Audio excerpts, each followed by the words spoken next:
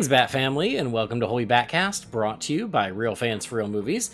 You can visit our website at holybatcast.com or find us on social media on Facebook, Instagram, Twitter /X, and YouTube. Just search for Holy BatCast and you will find us. If you're a big fan of the show, you can also support us through Patreon. You can go to patreon.com/holybatcast. And as always, a big old thank you to our patrons. You know, all of our listeners are the coolest, but the coolest of the coolest are our patrons, because you guys support us even though you don't have to, and I hope you know that it means the world to us. So thank you guys, you are awesome. We're part of the Real Fans Podcast Network. You can check out those shows at rf4rm.com, and as always, I'm your bat host, Andy DeGenova. You can find me on Twitter, Instagram, Letterboxd, Twitter X, you know what I mean. I'm on Threads now, Andy DeGenova. Same as it always was. So this episode, y'all thought you were getting our 15th anniversary Dark Knight commentary, didn't you? Because guess what? So did we. We thought we were going to get that. But guess what? Y'all know, listen to podcasts, that scheduling will kill us all. And unfortunately, we had to do a last minute change. So the Dark Knight 15th anniversary commentary is going to be coming your way. I promise you, we will get to it. Unfortunately, we have to delay it yet again because Jamie couldn't join us, which is real sad. But we still want to start the celebration of the Dark Knight for us because we're already late in celebrating the Dark Knight, which is so sad. Everyone else celebrated it last month and we are catching up anyway. So we want to lead into the Dark Knight commentary and share some of our memories and thoughts around the hype of the Dark Knight in July of 2008. So that'll be fun. We're also going to review the next episode of The Batman. We're going to get back to that. So joining me for all that, the one who didn't cancel on us at the last minute, the one who is committed to Sparkle Motion. That's a deep cut. I don't know if you'll get that. That's okay. It's Brendan Lowe. Hey, Brendan. Howdy. How are ya? I'm good. Do you know about the commitment to Sparkle Motion? No, I don't. No, it's a real deep cut. My hunch is 3 people got it, and that's fine. Okay. Now, you can Google it later when you're bored. Like when you're taking a poop, you can Google Sparkle Motion and get it. Well, you know, with me and my IBS, I'll have plenty of chance, plenty of opportunities to do that. I'll tell you, that's what Letterboxd is the best for. Just go on Letterboxd, see what people are watching, make random lists. It's great. How you been? I haven't talked to you in a minute. No, it's been a while. I've been the same, I guess. No real changes here. Just, Jess and I wrangling a 2-year-old and those 2-year-olds, they'll get you living our best life. And yeah, we had our first, trip to the emergency ward with him on Thursday night. Everything's fine. Don't worry. I won't go into the long-winded story about what it was, but he's absolutely fine. But yeah, we spent 7 hours in the emergency room. God. What turned out to be essentially nothing, but everyone said we did the right thing anyway. But, so, I mean, if nothing else, it's a rite of passage, I think, to spend, did it. a night in the emergency room with your child. So that was on Thursday night / Friday morning. It's Sunday morning here currently, and I think we're just starting to catch up on the lost sleep. Yeah, no kidding. Well, I'm glad everything was fine. Better to go and everything was fine than not go. Right, yeah, you know how it is. But, well, I'm glad Henry's doing well. That's good. I'm glad you and Jess are doing well. I missed you. We missed you too. Yeah, well, that's nice. So yeah, but it's good to get together, just the two of us. We do miss Jamie. He just got caught up at work. That's that's the long and short of it. I mean, look, I'm not gonna lie. I'm not that sad because I thought our big triumphant return was going to be the Dark Knight commentary. And then up pops an episode in my feed a couple of days ago without warning. I'm like, well, I'll just go fuck myself then, shall I? Yeah, you should. So this is my time with you before we become a throuple again. It makes sense. I mean, you know why? It's like August was starting and I had to get it started. I had to get back into the swing. I didn't want to get complacent in my break. And so I won't say it didn't hurt a little bit, but it's okay. It's okay. Well, it's more like I gotta. If could I have been worse, it could have been you and Catherine. Oh, that would have hurt. Yeah, well, it very well could have been. I mean, and yeah. So the official story we're going with is that Jamie had to work. Yes. everyone who listens knows the real story is you and Jamie still hate each other. Yes. And you were so incensed about the last episode and how dare we do it without you that you demanded an episode without Jamie. And Oh so we man, just tables were flipped and yeah, phones we were had to tell him thrown to and F off. yeah. So all right, so I got a whole week to play moderator and get you guys so you can get along again so we can do another episode. In the same chat room. Yeah. All right. Well, great. I'm glad you're here. Before we get into all these fun things we're going to talk about, I got to tell you a little bit more about Manscaped, our pals over there, and about their awesome new handyman, which is their new face shaver. So, attention, all my bearded beasts from stubble to mane. If you didn't already know, Manscaped now sells beard products. So, the leaders in below the waist grooming have changed the game with their Beard Hedger Pro Kit, and now they're going a step further with their brand new handyman, an electric face shaver for quick and convenient way to achieve a clean-shaven look. So whether you're looking to sharpen up your neckline or give your face that smooth finish, the handyman's got you covered. So go to manscaped.com, use the promo code BATSCAPED for 20% off and free shipping. Again, BATSCAPED, 20% off free shipping, and try out that new handyman. If you're looking for a new face shaver, I'm thinking you can't do any better than this. I'm still waiting for mine. I'll be honest. I'm not going to lie and pretend I've tried it yet. I haven't tried it yet. I'm still waiting. It's on its way. But I will say a listener has already ordered theirs. So, guys, if you've tried the handyman, I want to hear your reviews, and I will just continue impatiently waiting for mine. But I'm excited about it because, like I said in the last time, shaving, I just hate it. And I'm very lucky, though. I can't complain too much. I'm very lucky that I can get away with like not shaving for a couple days at a time, because I kind of go with a scruffy look anyway, like a little bit of a scruff. But like, yeah, like just the option to do it quicker and easier with the handyman is so nice. I mean, you know, special occasions still require the shaving cream and the razor, but I hate it. So I want my handyman. I'm excited about it. So if you guys are out there, if you're a bearded listener, or if you want just a quicker and easier way to shave your face, go to manscaped.com. Check out their beard hedger for your beard, or also check out the handyman for your face and see if they look good to you. And if they do look good to you, buy yourself something nice. You're worth it. And use that promo code BATSCAPED. Get your 20% off. Get your free shipping. And that way you're helping us out in the process. So please do that. We would love it if you would. And yeah, for those of you who've already gotten it, I want to hear how you like your stuff. But again, up until now, all of their products, A+. So I would imagine the handyman's going to be the same. I hope so. I hope so too. Hand too. on one day. Yeah.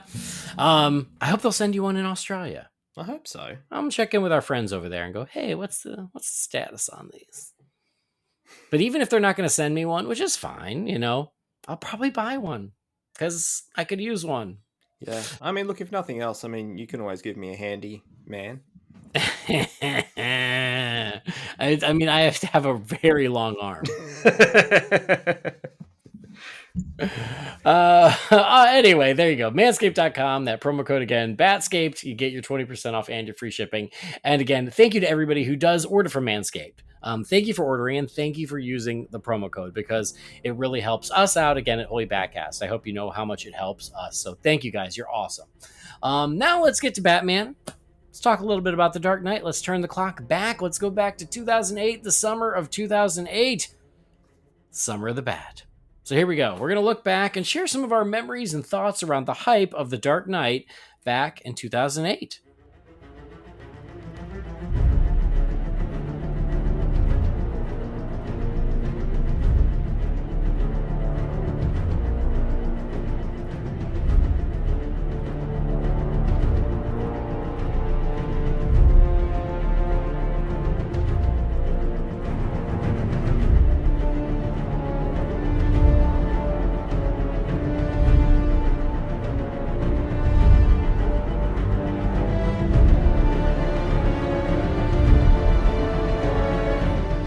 15 years ago, man. That was going to be my first thing, is how has it been 15 years? 15 years. Like, 15. I can remember when Batman Begins came out, and it had been, what, 7 years since...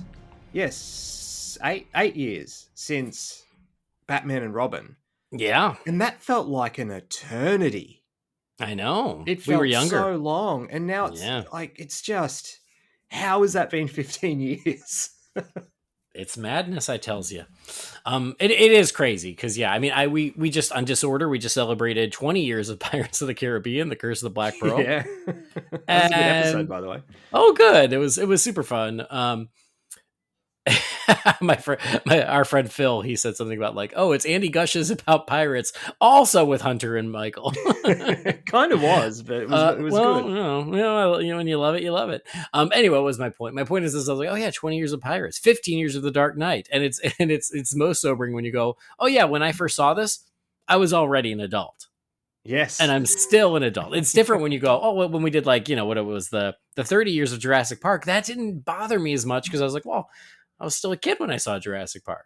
Dude, I was with Jess when we saw when the Dark Knight came out. So I wasn't Yeah, only an adult, yeah. I was with my future wife when that Look at movie that. came out. So again, I think it's a great way. Since Jamie was unavailable, again, we're going with the story. To celebrate the hype for this movie. So let's go back. Let's talk about Batman Begins. Let's talk about when the credits rolled on Batman Begins.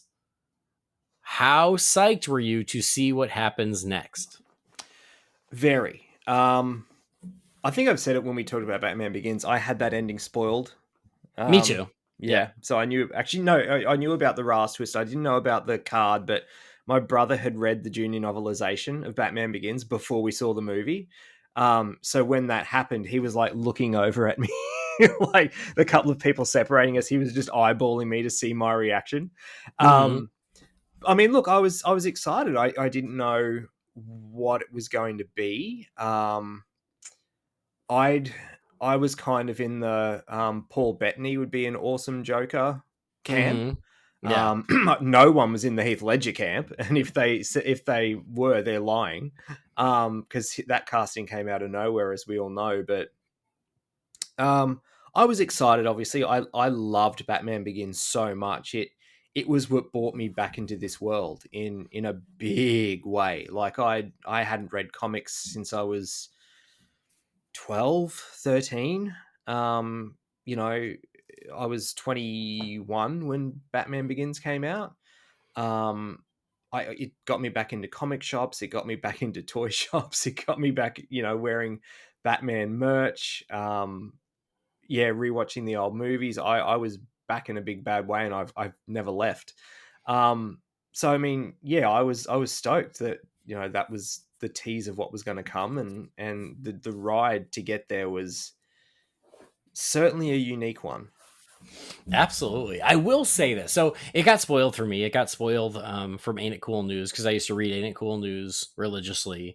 And yeah, they spoiled the Roz twist. They spoiled this. But I don't think they straight out said there's a Joker card. But I think what they said was like, oh, the last scene sets up the sequel and the crowd went wild and everybody would have just stayed in their seats and watched the next one if they could, or it was something like that. So like I knew there was going to be a tease, but I don't think I necessarily knew exactly what it was going to be.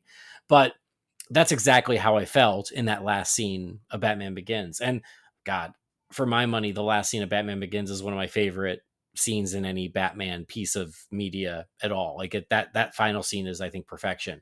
Mm. But yeah, when he flipped over that card, I was just like, it's what Ain't It Cool said, which is, I wish I could have just stayed seated and just watched Yes. the next one. Yep. Because Batman Begins flew by. I was into it 110%, and I wasn't ready for it to be over. I wish I could have gone. So yes, that tease was amazing. I will say I don't entirely buy Nolan's story of like, oh, I wasn't setting up a sequel. I just thought it would be fun. Really? Warner Brothers wanted a franchise. I mean, I don't know if I buy that, but it's a nice story. But of course, you were going to do another. And yeah, it was a perfect way to end that movie. It's funny that you bring up the fan castings though, because that was a big part of the build up to The Dark Knight um was the fan casting. And it's funny, I don't even remember when we learned it was called The Dark Knight, because I feel like for a long time the fans were calling it Batman Escalation. Oh, I'd never heard that. Because of the conversation at the end of Begins. Yeah. It makes And again, sense. and again, that's what Nolan and Goyer said was like, well, if you listen to the conversation at the end of Batman Begins, you really kind of understand where we're going to go with the next one about escalation and about Batman is changing things, and so I don't remember if Batman Escalation was even rumored or it was just what the fans were calling it, but I just remember that being thrown around a lot. And then But also too, there'd never been and you never would have thought there'd be a Batman movie that didn't have Batman in the title. Yeah. And what was the working title for Begins? Wasn't it like Intimidation The Game? Intimidation Game, yeah. Yeah, Batman Intimidation Game, something like that. But anyway, so you it's funny you mentioned Paul Bettany. I remember those rumors. I remember the Adrian Brody rumors. I remember the Lockie Hume rumors. Oh, thank you. The Aussie I guy, knew. yeah. Yes, I knew that there was a guy who was his name was being thrown around, but I had no idea who he was, and I forgot his name because he never really did anything after that I'm aware of. But yeah, I remember He's his name. local Aussie actor, been in a lot of dramas and stuff over here, but Well, yeah. nobody but Brendan would know, so thank God you're here. And then Crispin Glover was a lot of fans' choices. So yeah, those are the names I remember being thrown around. And I think I've said this in the past. I've never been super like, well, it better be this person or I'm going to be mad. Like I've always been pretty go with the flow when it comes to casting. I can't think of any that I've truly been like against where they announce it and I'm like, oh God, that sucks. Like I don't, maybe, someone's going to come out of the woodwork and go, oh, listen to episode number 27 and you were mad about blank. I just don't remember ever being upset about casting for anyone.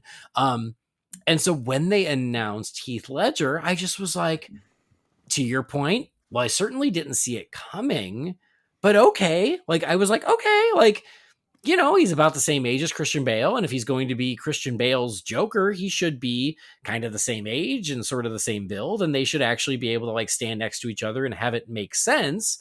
And so that's kind of how I saw it is I was like, well, yeah, like he's sort of in the same camp as Christian Bale. So it makes sense for him as the Joker. I hadn't seen enough of his stuff to have a strong opinion one way or another, but I just kind of went, oh, interesting. Okay, sure. Yeah, I was kind of the same. And you were like, he's an Aussie, so I don't care. He's great. Actually, I don't even know if that crossed my mind at the time because I mean, Heath Ledger was a massive star, Australian or otherwise. He was a bankable actor at the time, so it was like, oh, okay. But it was, I think, even at the time, me thinking it was an interesting role for him to take. Yeah. I just kind of was like, okay, cool. We'll see how that goes. I certainly had like concerns about like how jokery is this Joker going to be based on Begins. And I remember there was a set photo. It was like one of the first set photos that came out, and he was behind that essentially like screen. Yes, the translucent screen. But you could at least see that he was wearing a purple suit. Mm-hmm. And that was me going, I was like, okay, good. Well, at least he's wearing the purple suit. And you could kind of see the rictus grin. Like you could see the red. Yeah. So I remember that. I also remember that doctored up photo that was fake of him that made the rounds way back in the day. I don't recall that. Yeah. But yeah, it was one of those things where it's like, once I saw it, even though it wasn't a full reveal, I was like, oh, he's wearing, right. He's wearing a purple suit. He's behind that. Sure. Great. I'm down. That works for me. So yeah, I was definitely like, I was so excited for the movie. One of the movies I've been the most excited for in my life. So as things progressed, I just was like, I was just along for the ride. I wasn't concerned. I wasn't worried. I just was kind of like, okay, great. I mean, and I can say this now, because it's been 15 years, is that very first image of him, the one that's like mostly in black and it's just kind of his face. I don't like that image. I didn't like it then. I don't like it now. I think it's ugly as F. But even though I didn't like that image, it didn't really bother me. I was like, well, like it's mostly in shadow. You're not getting a good look. But like, I remember they released that image and that was like one of the viral marketing things, wasn't it? To reveal that image early on. Yeah. I think there was something that you had to do to release the image. Yeah. I can't remember exactly what it was. But yeah, I think it was one of those like scavenger hunt things. And like every fan who like put in an answer, revealed a pixel and eventually it revealed the image. for me, I was like, nah, I don't really like the image, but I don't care because it's not even a full reveal yet. I don't even, I wasn't worried about it. But it's funny because when they revealed that image, I swear to you, the next day they were selling T-shirts with that image at Hot Topic. I Like, um they moved I got a so knockoff fast. T-shirt off eBay because I mean, obviously we couldn't, don't have Hot Topic over here, but I wore the F out of that shirt. Hey, Yeah, I was an early adopter. good for you. But yeah, I remember they wasted no time and were selling pictures of that, and I literally was like, I'll wait for a better picture. It was the first movie really that I can think of where I had my own disposable income, Hmm. where I just wanted everything, Hmm. everything and anything to do with that movie. I wanted, and I wanted it. I wanted it now. Like I was Violet. Was it Violet? Not Violet Beauregard. From Willy Yes, Wonka. I was yes, her. I yes. wanted everything then and there. And Hmm. oh my god! But I mean, I can remember there was for some reason one of the pay TV channels over here, just on a random night in like September or something of 2007, did like a Batman marathon, and it was multiple channels, so you could like go to one, you press the red button and you'd be watching the Burton movies. You press another button, I think it was all the animated stuff, and I think the other one might have been 66. I can't remember, but it was there was no real reason for it. They just did it. And they showed in between one of the animated series episodes, they showed the teaser trailer, the one that's just the logo. Wow. And this is, I mean, YouTube was still kind of in its infancy at this stage, so you couldn't. I didn't anyway. Like, I didn't know you could just sort of jump online and look these things up and watch them. I didn't even know it was out, and that was the first time I saw the teaser and hearing the Joker's voice, Hmm. and I was just like, man, that's creepy. Hmm. But like, I was excited, obviously, but what tipped the scale for me was that couple of months later when the first trailer was released in December 2007. Something in me just flicked, and I became obsessed. And Hmm. just from December till the following July when it came out, I was fever. I mean, I'm not kidding. I was dreaming about the movie. It consumed me. It You know was it you're was excited when nuts. you dream about a movie, but I've done that That I before hadn't too. seen. That Yeah, I yeah, hadn't seen. I was dreaming, right. like from memory. I was waiting to watch the movie, but then like the Joker attacked, and then I was kind of in the movie. It was like a Yeah. weird, Mm. weird dream. But it that first trailer, man, and that was. I mean, it was in the days of, the classic iPod, the big Yeah, chunky yeah. iPod that could play video. I downloaded that trailer and put it on my iPod, and I would just lay in bed or whatever I was doing. I would just watch that trailer on loop for months. Yeah, Oh man, I've never had it's still my favorite trailer of all time. That just kicked it into the next level for me. for sure. I want to go back to the teaser trailer because it's funny that you bring that up because I distinctly remember that. It was the previous summer, summer of 2007, and they attached that teaser to Harry Potter. Okay. Whichever Harry Potter was coming out that summer, I don't See, even we know. we didn't we still sometimes don't get the trailers attached like you guys do, because I mean I saw that Harry Potter movie opening day, and we didn't have that trailer attached. Okay. Well, whatever Harry Potter movie was coming out that summer in '07, I don't remember. But that was WB's big summer movie for '07, and they knew that their big summer movie for '08 was going to be The Dark Knight. And so they attached the teaser to Harry Potter. Now, at this point in Potter, I had tapped out. Like, I went and saw like the first 3 or 4, and then I just kind of was like, you know what? This just isn't for me. And so I stopped going. Um, and so I did not go see Harry Potter in '07. It might have been Half Blood Prince. It was Order of the Phoenix. Order of the Phoenix. Okay, well there you go. It's Order of the Phoenix. So I did not go to the theater to see Harry Potter, and therefore I did not see the teaser trailer because they didn't release the teaser online for a couple of days. It was one of those things where they like wanted people to see it with Potter first before they put it online. But I distinctly remember a friend of mine going to opening night of Harry Potter, and I was like, "Just tell me about the Dark Knight trailer. Just tell me about it." And he was like, "Well, it was mostly like voices, and I think that we saw a Joker card." And I was like, "Wait, what?" And he's like, "Yeah." He's like, "Yeah, I don't remember much about it." And I was like, "What?" And then whatever, a couple days later, they released it online, and I watched it online. And yes, it is literally just dialogue with those beams of blue light behind the logo, I, and at the very end, the Joker card. it's almost like the last true teaser trailer. Like it's nothing. It's just some voices and a logo. Yeah, I mean, and literally the voices where like we assumed it was the Joker, but even I was unclear as to who was saying what in that Mm, trailer. mm. But yeah, so I remember watching it and like being so excited, but mostly being like, I want to see more. I want to actually see something. Damn it! Like, so it was cool but frustrating. But yeah, I distinctly remember grilling my friend, and he was just like, I don't know. I remember seeing a Joker card, and I was like, what? What are you talking about? Because you're right, we did not get the full trailer until later.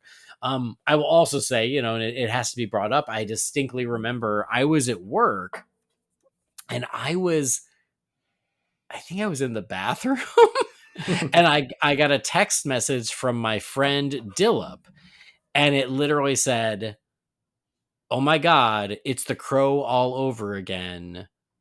What the heck?" And it was about Heath. Okay. And I was like, "What the hell is he talking about?" And like I just remember having to like get back to my desk to figure out what he was talking about because I hadn't seen the news And you yet. couldn't look at your video on your phone back then either. Yeah. Um That I SMS I alone probably cost like $2. I didn't have a smartphone yet. No, they didn't exist. They did exist. No, the first iPhone came out in like '07. Oh, really? It So was like so 08 over here. It but must have been but delayed. yeah, but I didn't get one, I think, until like '09. Like I waited. Um but yeah, so like I like had to go back on my desk, and then I saw that Heath Ledger had died, and I couldn't believe it. It was one of those things where like that can't be true. That Mm. can't be true. There's no freaking way. And I was just always amused that Dillip's response was, "Oh my god, it's the Crow all over again." So yeah, it was also that where like it kind of like, you know, knocked the wind out of me of being like, holy shit. Like I was already so excited for this movie, and then that curveball comes out of nowhere, blowing us all away. And then I just remember like, and they're like, well, but he had completed the film, he had completed everything. Like, so the film will be released like as planned, but it was just like this huge extra layer to a movie that was already hotly anticipated. And that has been discussed a lot, is like the movie was already Yes, very the people buzzy. who There was said that tons of buzz. it made the money because people, because Heath Ledger died, that's BS. Like that, the hype was already there. I was in comic shops when that first trailer dropped and watching it and seeing the reactions, and it was making the news and everything. Like the buzz was already there.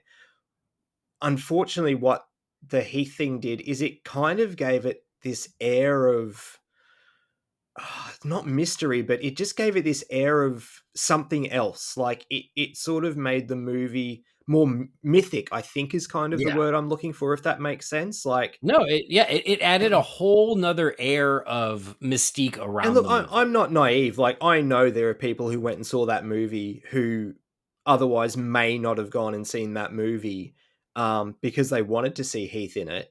But it was, I mean, after those first screenings and people actually saying how good this thing is, that's what got bums on seats, and that's what got the repeat viewings. It wasn't because, unfortunately, one of the actors passed away. It's because this thing was so damn good that people were going again and again. And it was one of those movies where, have you seen it? No, I haven't. Oh, let's go. When are you free? I'm taking you. Mhm. Like, Yeah. people were taking their friends, their family. Yeah, like, but that, yeah. For sure. I mean, no, and I think it is both. I do think the movie was going to be a hit regardless. It was going to be successful regardless. There was already Hmm. buzz, there was already hype. But adding this extra layer, and it is sad that that's what it takes, but it also certainly brought so much more attention and, like we said, mystique and curiosity about the movie because of this tragedy.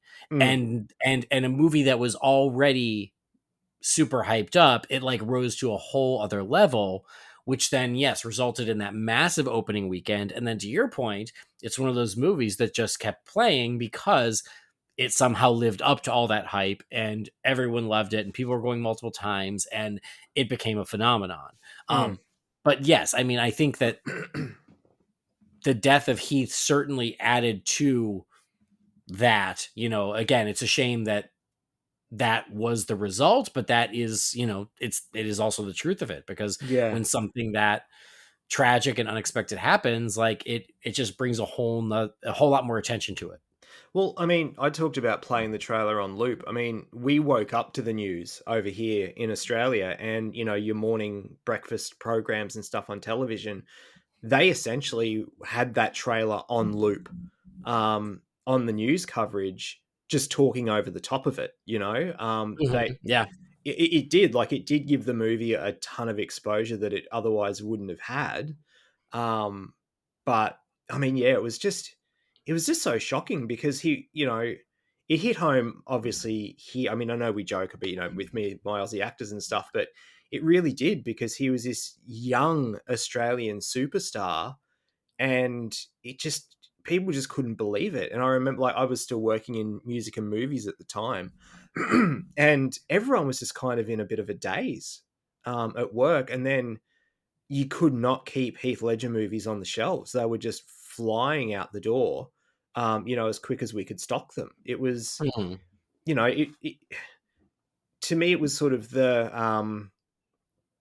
not to the same level, but in terms of a resurgence of, not that the movies weren't popular anyway, but in terms of keeping movies on the shelf and stuff, it was very similar to 18 months later when Michael Jackson died. It was just this Yeah. seismic thing in the entertainment industry, and then of course it led to yeah, just selling hundreds and hundreds and hundreds of their movie, his movies, and obviously his CDs. But it was just, yeah, it's one that I'll always remember. Like, oh my god! And then it did it, and it's terrible when you think back on it, because your first thought when you heard it was just shock and like that, like you said, that can't be true. But then the Batman fan in me was just like, oh my god, what about the movie?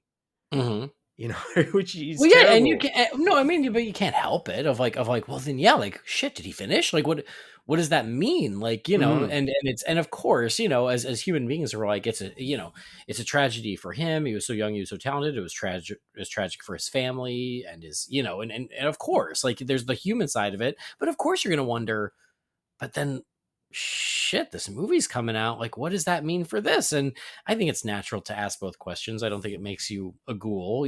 I get yeah, it, but you can't help but wonder. And yeah, that was one of the first things they addressed. But yeah, I mean, it was crazy. Could you imagine? This sounds terrible, but could you imagine, like, this was his last role and like he wasn't very good as the Joker? Could you imagine?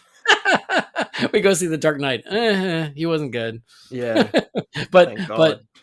I mean, again, it's one of those like perfect storm things where, and it's terrible, but it's like a silver lining of like, for his last role, he created one of the most indelible and memorable and electric performances on film in a generation. Hmm. And the fact that that is what he goes out on is like legend status, Yeah. like that's the silver lining. It's horrible that we never got more of him, and again, like that, his family didn't get another 50 years with him. But if you've got to go out, like, what a note to go out on, because he went out, my God, with a bang, and brought everything to that role. And the performance, again, not only lived up to the hype, but it exceeded it. And it's Oh, it's by a mile. it changed the landscape. I just love how it's known as like his last role, and like the people who made Imaginarium of Dr. Parnassus are like, "Hey, we're over here." But it's like no Oh, one I gives a forgot shit about about that that. movie. Yeah, I forgot about that thing. It'll always be the Joker. That was his last role. But yeah, it was very, very sad. And then you still had, because it was in what, early mid January, like you still had 6 months of Yeah. build up to this movie. And yeah, it just kept building and building and building. And I mean, I assume you're kind of the same. I mean, I was any magazine that featured anything about the movie I was buying. Mm-hmm. The Empire magazine I bought multiple copies of because you had the multiple covers, and I just it like I said before, like this movie consumed me, dude. And the week leading up to it, it was like I was 5 again, and Christmas was, 5 sleeps away, whatever. Like I was counting down like you wouldn't believe. Like I can still go. I look at my Facebook memories, and it goes, to July 2008, and my statuses are like, 4 days to go, 3 days to Yeah. go, and it's like I know what that's about. Yeah. Yeah. And this like the soundtrack came out the weekend before it was released, and I bought that and was listening to that thing on repeat. Like, and I'm still not really a big score guy, but my job at the time was in sort of the music and movie store, but I'd been moved out to the warehouse and had become sort of full-time stock processor. So I was in the warehouse, and all I did was process movies and music and games. I unboxed them, prepared them for sale, everything. So I was left alone, and sort of worked by myself every day, and I had my little iPod dock there, and I just had that score on repeat for the days leading up to the movie. And I kid you not, the night before the movie came out, because I used to put take my iPod and a dock into the bathroom with me every night when I'd have a shower and listen to music. I put that first trailer on repeat and was just listening to it while I had a shower. It's so I've never been so hyped for a movie in my life. BVS came close, Mm-hmm. but then you've also got the, you know, the letdown after when the world didn't embrace it. Whereas when this one, it just kept going and going and Yeah. going. And I was the Batman guy for everyone. You know that feeling as well, like in amongst your friends and stuff and your work colleagues, like you're the Batman guy. So of course everyone was coming to me. I had time. I had time off work for this movie coming out. Oh Um, wow. like, oh dude, I was so hyped. It was nuts. No, I mean I'm with you. I was just as hyped and I couldn't wait. And like you said, I watched all the trailers and everything. And leading up to the Dark Knight, they released a special edition Batman Begins Blu-ray. Yes, I have it. And I got it after the Dark Knight had come out, though. but on the Batman Begins Blu-ray, they had the Dark Knight prologue. Yes, And it was one of those things where, again, like they showed it in theaters before something that I did not I go Am see. Legend. There you go. I didn't go. I did go see I Am Legend, but I didn't see it in IMAX. That's why I didn't get to see the prologue. We didn't get to see it. See, with the Nolan prologues, they just don't show them over here. I think they might at the one true IMAX theater that's in Sydney. I'm not sure, but I went and saw I Am Legend, and we didn't even get the Dark Knight trailer, let Oh alone wow. the prologue. So Yeah, so I did see I Am Legend, but again, like that, we did not see it in IMAX, so I did not see the prologue. But then I got it on the Batman Begins Blu-ray, and I watched that thing so many times. And I've said this, I think I've said this about a couple movies in the past, where it's a situation like this, where because the opening of the movie was like readily available, I like burned myself out on it by watching it too much. So like the Circle of Life at the Lion King, like they essentially used the entire opening, the Circle of Life opening, as the trailer for the Lion King, and they slapped it on the VHS for Aladdin. And I watched it over and over and over and over, to the point where when I watch the Lion King now, I kind of zone out a little bit during the okay. beginning because I saw it too many times. And I also did that to myself with The Dark Knight, because I watched that prologue over and over and over again, because I was just so excited for the movie, and I was like, well, but I at least get to watch the first couple minutes. And so it's like a double-edged sword where like I was so happy to do that, but like then when the movie started and I was like, yeah, I've already seen this. Let's go. I've already seen this part. Now 15 years later, it's all sort of, I think, gelled and coalesced, where when I watched the Dark Knight prologue, I don't think that anymore, but opening night I did, because I had just watched it 100 times over the previous couple You're like, oh, months. this again. I was like, oh yeah, we know, got it, right. He wears face paint, they call him the Joker, yeah, got it. But yes, like, I mean, again, at the time it felt like a gift of like, oh, and also here's the prologue on the Blu-ray. Please enjoy, nerds. Mm. So yeah, I'm with you. I was so excited for this. And it's funny you mentioned the score, the soundtrack. Oh my god, what a great score. I freaking love it. I love the score for Begins, and so this score I think is just as good. But of course I bought the score and I listened to it a lot. And then I'm jumping ahead. Now when the movie was coming out, for like home release, they were releasing a special edition score that was like more complete. It was like the 2-disc version, right? And it had did it have like remixes on it as well? Like, And it also came in a really weird case. yeah, Was this that? one wasn't released over here, but I do know the one you're talking about. Did it come like a grey slipcase or something? Or Hold on, now I gotta look. I want to say it came in like a gray like plastic case, but now I gotta look. because I Special. remember just thinking like, what? There's remixes, but it's a score. Like, how do you remix a score? But they did. They sure did. Um, yeah, maybe this is it. Maybe you're right. Maybe it's this gray slipcase. Because But I wanted yes, it, but I couldn't get it over here, and it would have yeah, it cost was a fortune. limited edition. It came out during like the home release. But anyway, I was so obsessed with this movie this year that like I wanted to get this. And so my girlfriend, I just remember this, my girlfriend at the time was like, well, what do you want for Christmas? And like I named a couple things, but I had this on there. I was like, yeah, like the special edition of the Dark Knight score. And she was like, you already have the Dark Knight score. I'm like, yeah, but Not this the is the special special. edition, This is the bitch. special. This is the special edition. And she was like, I don't get it. You already have it. So maybe that's why she's my ex girlfriend. I don't know. But I Did just she get remember it her. though? Did she get it for you? No, she did not. Oh, But I just remember her being very confused by that being on my list because she's like, "But you have it. Do you really need it again?" I'm like, "Well, yes, yes, I do." that's just a bit of a tangent. There's nothing worse than when people say, what do you want for Christmas? And you give them a list, and then you hold off buying stuff, and then it comes to Christmas Day, and there's there's at least a few things on there that you don't get, and you're just like, well, shit, I could have had this months ago. Yeah, right. I still like, if that happens, the Boxing Day sales, I will go and buy whatever it is that I wanted that I didn't get. I know, I Still know. makes me mad. Well, I will say she was a very nice girl. It's I'm not throwing shade at her. I just remember her being confused by the entry. But anyway, that just made me laugh. But yeah, like going into the opening of this movie, like you said, like this was, this whole year for me was leading up to this movie.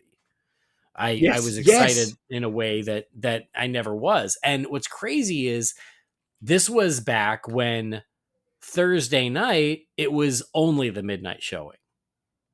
They didn't start the early Thursday showings yet. So this time it was midnight on Thursday or Friday night.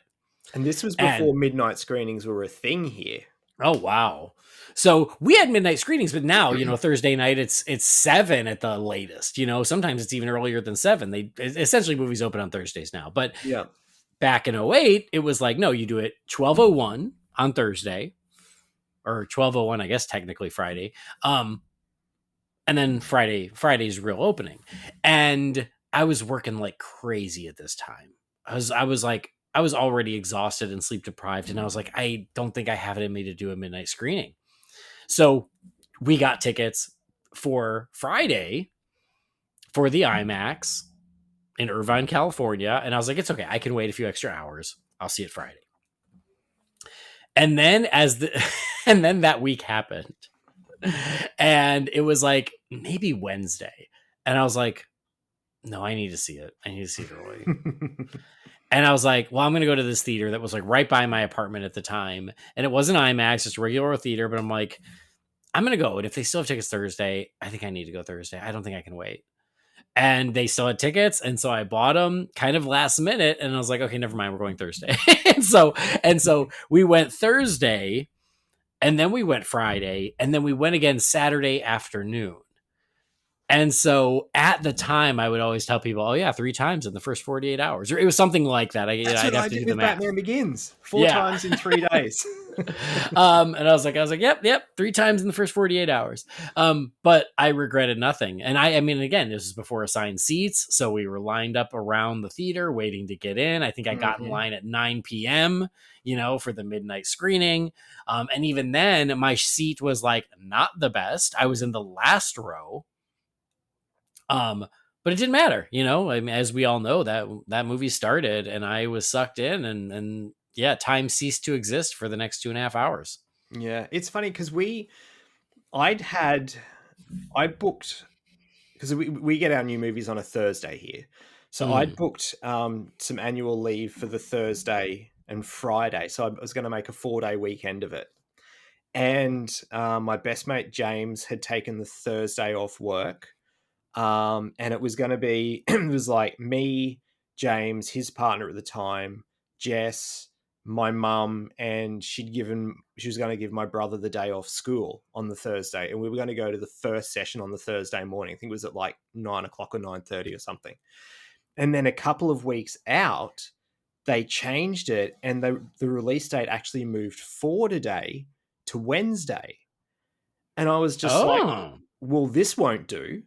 Like I have to be I'm not waiting a day. Like, no, no, no, no, no. So I went into work and extended my holidays by a day. So I started holidays on the Wednesday, and everybody else had their plans were set. Like, no, we're going on the Thursday. It's like, well, that's fine, but I'm going on the Wednesday. So Jess and I went to the first screening on the Wednesday morning, again, like 9 o'clock or whatever. The problem with it being the first screening in a weekday at that time and everything, there wasn't a lot of people in the theater. There Oh, was, weird. because it's a work day. Like there was, so it was me and Jess and I reckon maybe 10 other people. Oh, So it was wow. really quiet. Actually, a guy who I worked with who he just had his normal roster day off, and he came on the Wednesday morning too, so he was there with us. But it was really really quiet, and it was the same the next morning when like the group went that we that had originally planned to go. It was really quiet again. The Wednesday and Thursday night, particularly the Thursday night, that's when, because if it's a big movie opening here, your first Thursday night is just chaos, because that people have it's come out that day, people have Hmm. finished work and they go to the movies. And again, this was before assigned seating and everything, so the Thursday night was nuts. But the Wednesday and Thursday, the first two times I saw it, was very very quiet, which I didn't mind, because it was the kind of thing that, I mean, I was so much in my own head the first time watching it. It was just like, I can't believe I'm seeing this finally. Um, that yeah, that it didn't really take with me until the second viewing on the Thursday with everyone. I was like, okay, I yep, yep, it sort of it hit me as to what I accepted it for what it is, and I was just blown away by all of it. But also the Wednesday, the first screening that we went to, um, the local paper, uh, there was a reporter waiting outside the cinema when the first screening got out. And I kind of knew that she was with the paper, because Hmm. I kind of knew who she was, and I knew why she was there. But because the crowd was so small, she didn't really know what to do. And I was wearing my Joker shirt, and I just walked over and I was like, "You're wanting to talk to people about The Dark Knight, aren't you?" And she's like, "Yeah." She's like, "Do you mind being interviewed?" I'm like, "Nope." So yeah, like Jess and I got interviewed. We had our photo taken. We were in the paper the next day.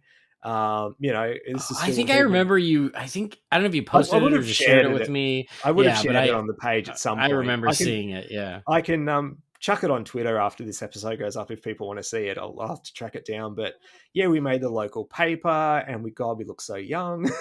um, and yeah, of course, then the next day, like I was getting all the text messages, and I remember going to fuel up my car after the screening on the Thursday with the big group went to, and I was wearing a Batman shirt, and I went in to pay for my fuel, and the fuel was still like, less than $1 a liter back then. And the guy's like, "You were in the paper today, weren't you?" And I was like, "Yeah." And he's just like, "Oh, how was the movie?" And he's like, "Oh, you're wearing a Batman shirt." I'm like, "Dude, I literally just got out from seeing it again." And he was like, "Oh my God." Like, it was really funny, but, smallish town and, being in the local paper and stuff, everyone kind of knew. And to me, it felt right because I can remember thinking in the lead up to it going, I don't reckon there's anybody else in this city who is more hyped for this movie than I am. Like Mhm. I was the Dark Knight guy. I mean, before it had come out, like I said, all the magazine stuff, I'd bought posters. I don't know how many Dark Knight t-shirts I had. Um, I'd bought as many action figures. I remember when like calling around the toy stores to find out when the action figures dropped. And the day that I called one of the toy stores and they said they had them, like I called home straight away because we're still living at home. And I was like, said to mum, I'm like, when I get home, we're grabbing my brother and we're going to the toy shop. Like it was just this, and it was still that old school, like I mean, yes, it was 2008, but like I said, YouTube and social media was still very in their infancy. So like it was still that kind of old school way of finding things out and getting information. It was the last time for that for me with a movie as well, kind of that old school feeling. And Yeah. yeah, oh man. I know I gave Jess the absolute shits because she's just like, but you already, kind of like that girlfriend you have, but she's like, but you've already got 2 Batman shirts. I'm yeah, but I don't have this one. And she's like, but what are you gonna do with toys? I'm like, I just, because it was only early in our relationship. It's like, you don't understand. I just need them. She just Yeah. kind of rolled Yeah. with it. And yeah. Well, it's funny because I'll redeem my ex girlfriend. She did give me a Dark Knight birthday cake that summer, and recently I found the toppers from the birthday cake Oh, because wow. as I've been going through all my stuff, right, which has unfortunately been put on hold the past month and a half, and I found the Batman, the Joker, and the Bat Pod on top that were on top of my birthday cake that summer. And so I posted a picture of them whenever it was, I don't know, 6 weeks ago, maybe 8 weeks ago, of like, oh my God, that's right. That's why I have these. They were on my birthday cake. So yeah, they were meant for kids, but at that point I was 25 years old. It was for me too, darn it. Because yeah, like again, that summer it was only about the Dark Knight. Iron Man was a great way to tide me over while I waited for the Dark Knight. Don't get me wrong, I still love Iron Man. Iron Man was But what? great. It still But is. once the Dark Knight was out, man, like that was where it was at. And I remember at the end of that summer going, man, what a great summer for comic book movies. We had Iron Man, we had the Dark Knight, and we had Hellboy 2, which I think is severely underrated. But I was You like, had the damn it, Incredible man, Hulk. that wasn't that summer, was it? Yeah, that was 2008. Oh my God, you're right. It was. It's fine. But yeah, God, I forgot that came out the same summer as Iron Man. Yeah, because it was all I'll the be talk damned. was like they're They're linked. gonna be There's connected. this Yeah, new right. They're thing. They're connected. Yeah, connected. yeah. Yeah. Oh my God, that's right. Anyway, but yeah, like still it was all about the Dark Knight for me. And yeah, I couldn't get enough of it. Like you said, there was just so much hype. And I distinctly remember, it had that opening weekend. It was insanely massive. It was like $150 million. And then the next weekend was like it dropped like 49%, which is amazing. So the second weekend was like $75 million. And I remember thinking to myself, if 75 million had been the opening weekend, that would have been amazing. And it's the second weekend. Mm. And this is back in the And day too, when yeah, not every other superhero movie made $1 billion. Like this is the first time that I can remember a movie that I'd following like it made $1 billion, and that was just mind blowing because it didn't happen. All that often, if ever, a movie making yeah, yeah, $1 billion. yep. And they re-released it in IMAX towards the end of the year here. And so I remember going back to Yeah, we see didn't it get that. again because I was like, well, it's one more chance to see it on the big screen. I gotta go. And so yeah, like I yeah, couldn't get enough of it. I just sort of something. I can't remember what it was now.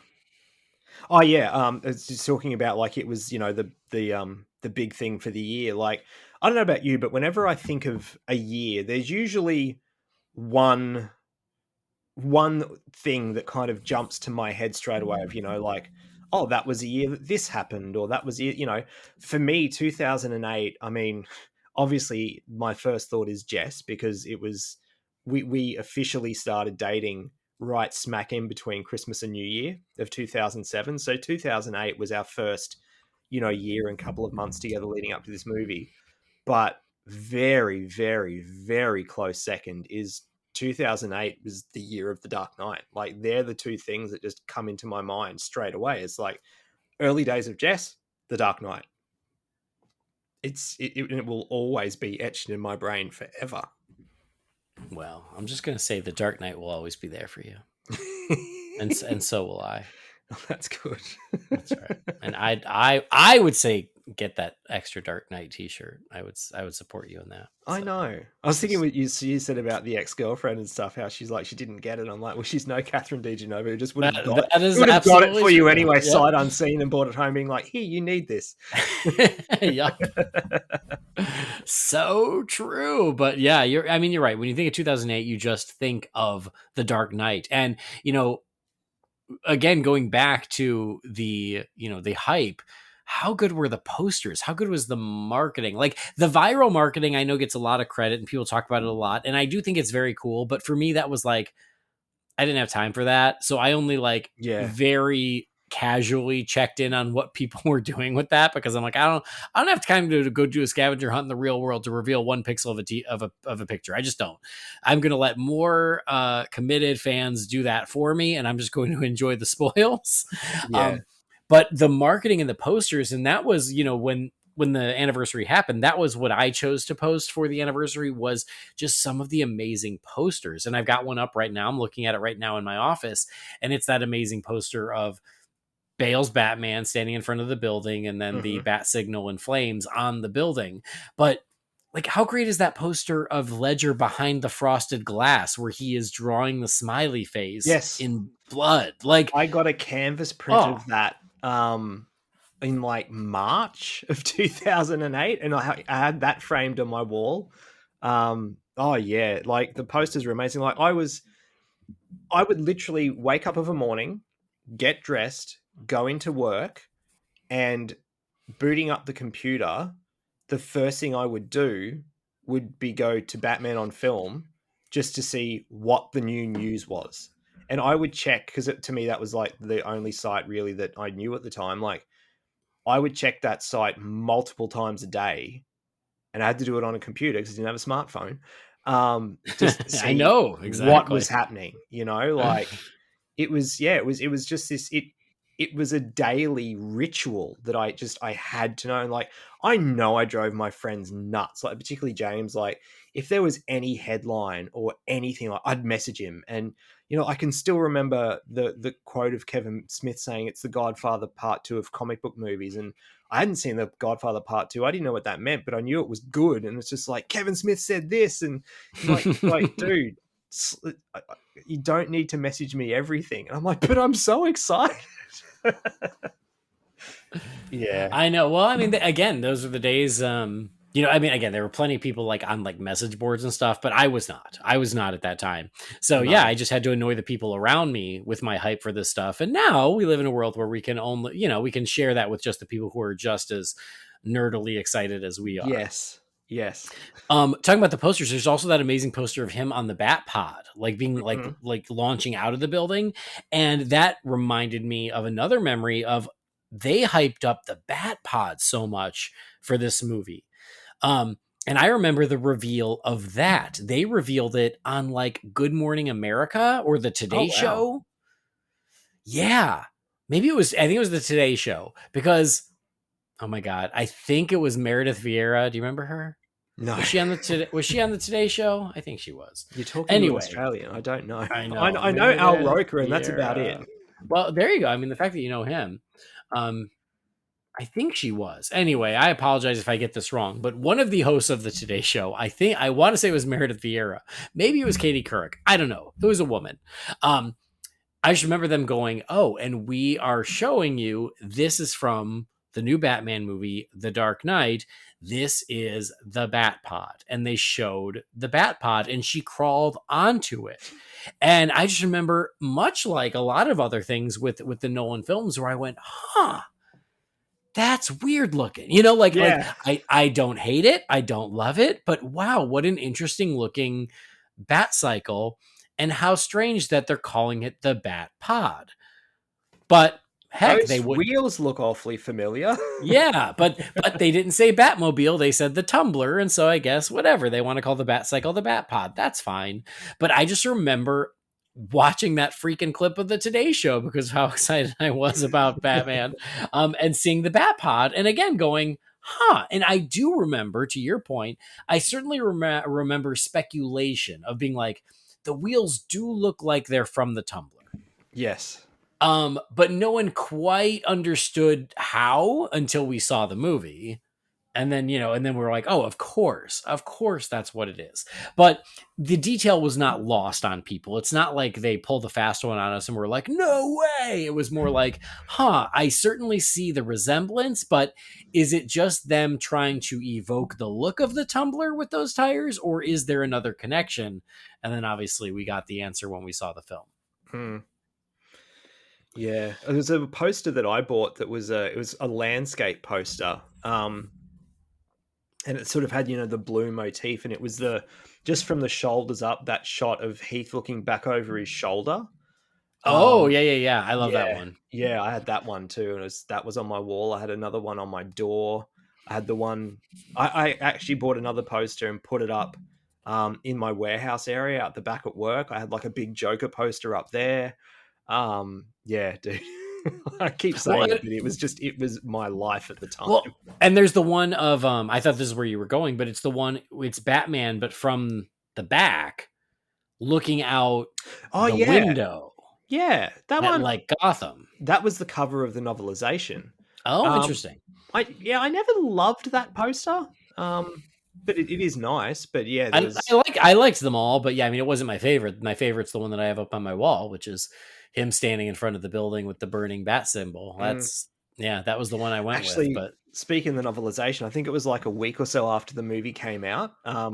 James came over to my house one afternoon, and he just handed me this book, and I was like, "What?" He's like, "Just saw this at the shops, had to get it for you because I knew you didn't have it." Like, he bought me the novelization because if he told me he saw it, I would have literally gone, "Okay, where I'm going now?" Like, I would have just gone and bought it. Like, heck yeah. I will say, it's funny that you mentioned that. Is I loved the blue color motif of the Dark Knight.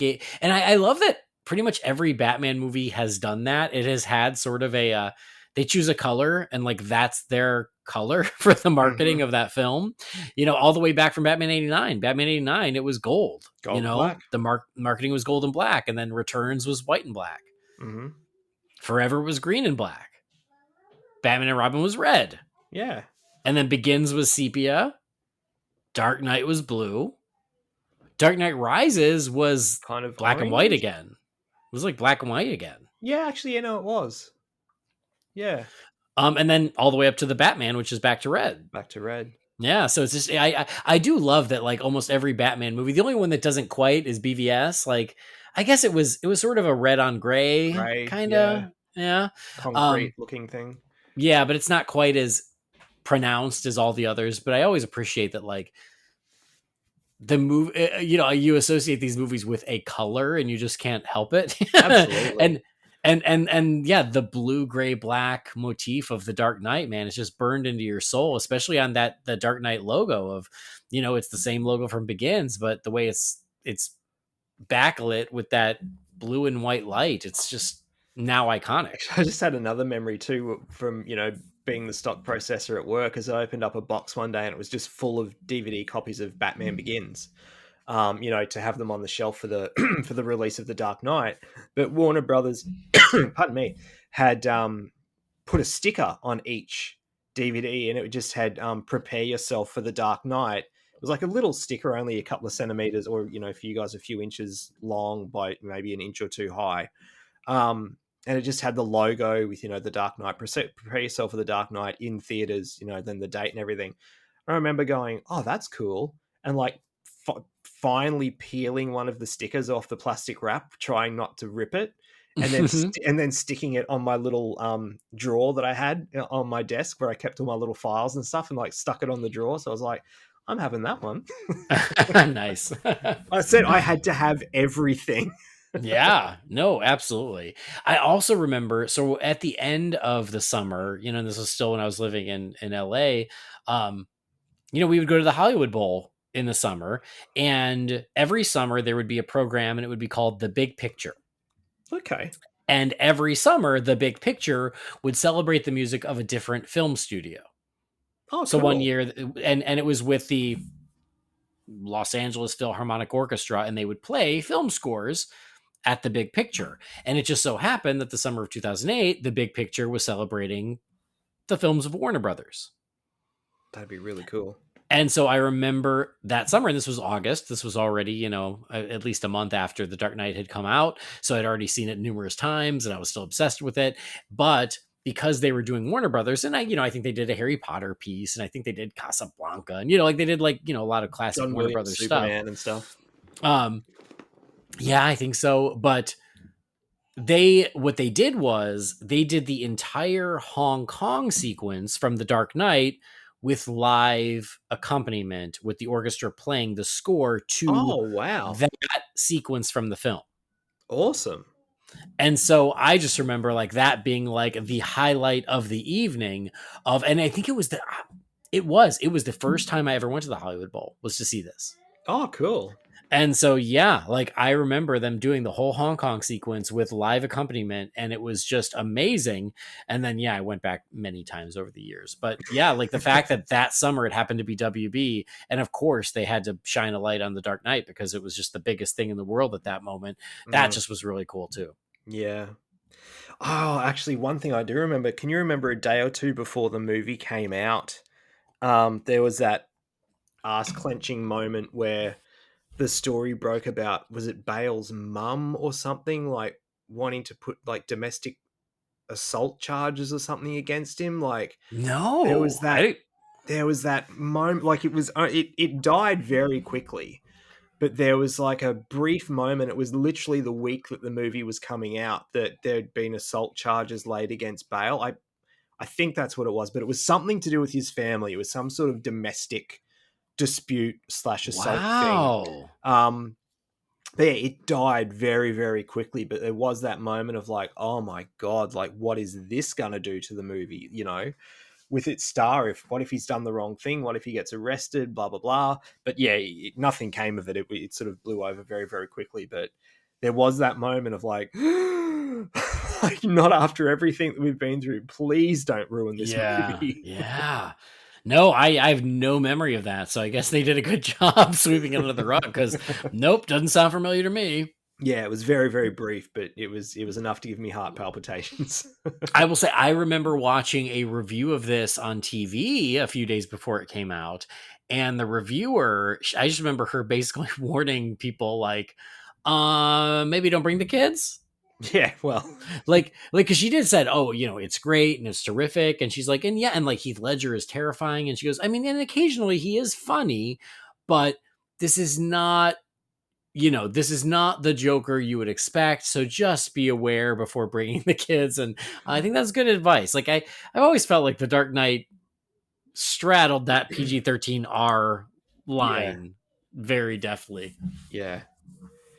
No, it was M15 over here, so anyone can go and see it, but it's recommended for persons over the age of 15, and recommended that if they're under, they bring adult accompaniment. But it's not, like MA15 is where no, you literally can't come and see it unless you've got an adult with you. Yeah. Well, I mean, I will say, I mean, and honestly, I think it's the moment in the film where I don't know. The whole movie is amazing, but but the moment with the camcorder footage with the imposter Batman, that to this day is, I think, one of the scariest scenes in any movie. And it's not even a horror movie, but that scene is freaking terrifying. And I remember seeing that in the theater and like getting knots in my stomach because of how uncomfortable it made me. It's the shh, shh, shh, shh, shh, shh. The It's way he shushes terrifying. him is just, oh, it's so unsettling. Yeah, it's terrifying. So yeah, like that's where I was like, oh my god. So I think it was good advice, but man, I mean, still, what an experience and what a movie. Yeah, and I don't think well, I mean, I know there hasn't been anything like that since. I mean, there was obviously hype for Rises, and I was all in on it again, and I was consuming everything, but that movie to me didn't hit as well as The Dark Knight did. Like it, I mean, we've talked about it last year with the last year, yeah, with the anniversary. Like, I don't hate the movie, but I don't love it. It felt like a step down from me for me. Hmm. But yeah, man, this movie it's something, and it's been frustrating, but also kind of cool is that for the 15th anniversary, everyone was posting about it and watching it and everything, and I so badly wanted to watch it, but I knew we were going to be doing this commentary come August, so I Someday. haven't watched it. Yeah.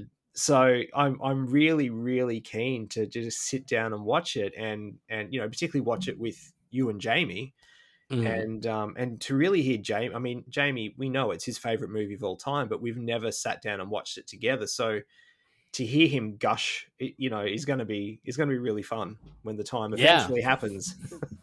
No, I agree, and it is funny because I saw the same thing as like everybody was celebrating the 15th anniversary as well they should, and it was fun, and I liked watching it from a distance, and I posted a little bit myself, but I had other things going Yeah. on, I had other things happening to take my focus away, so.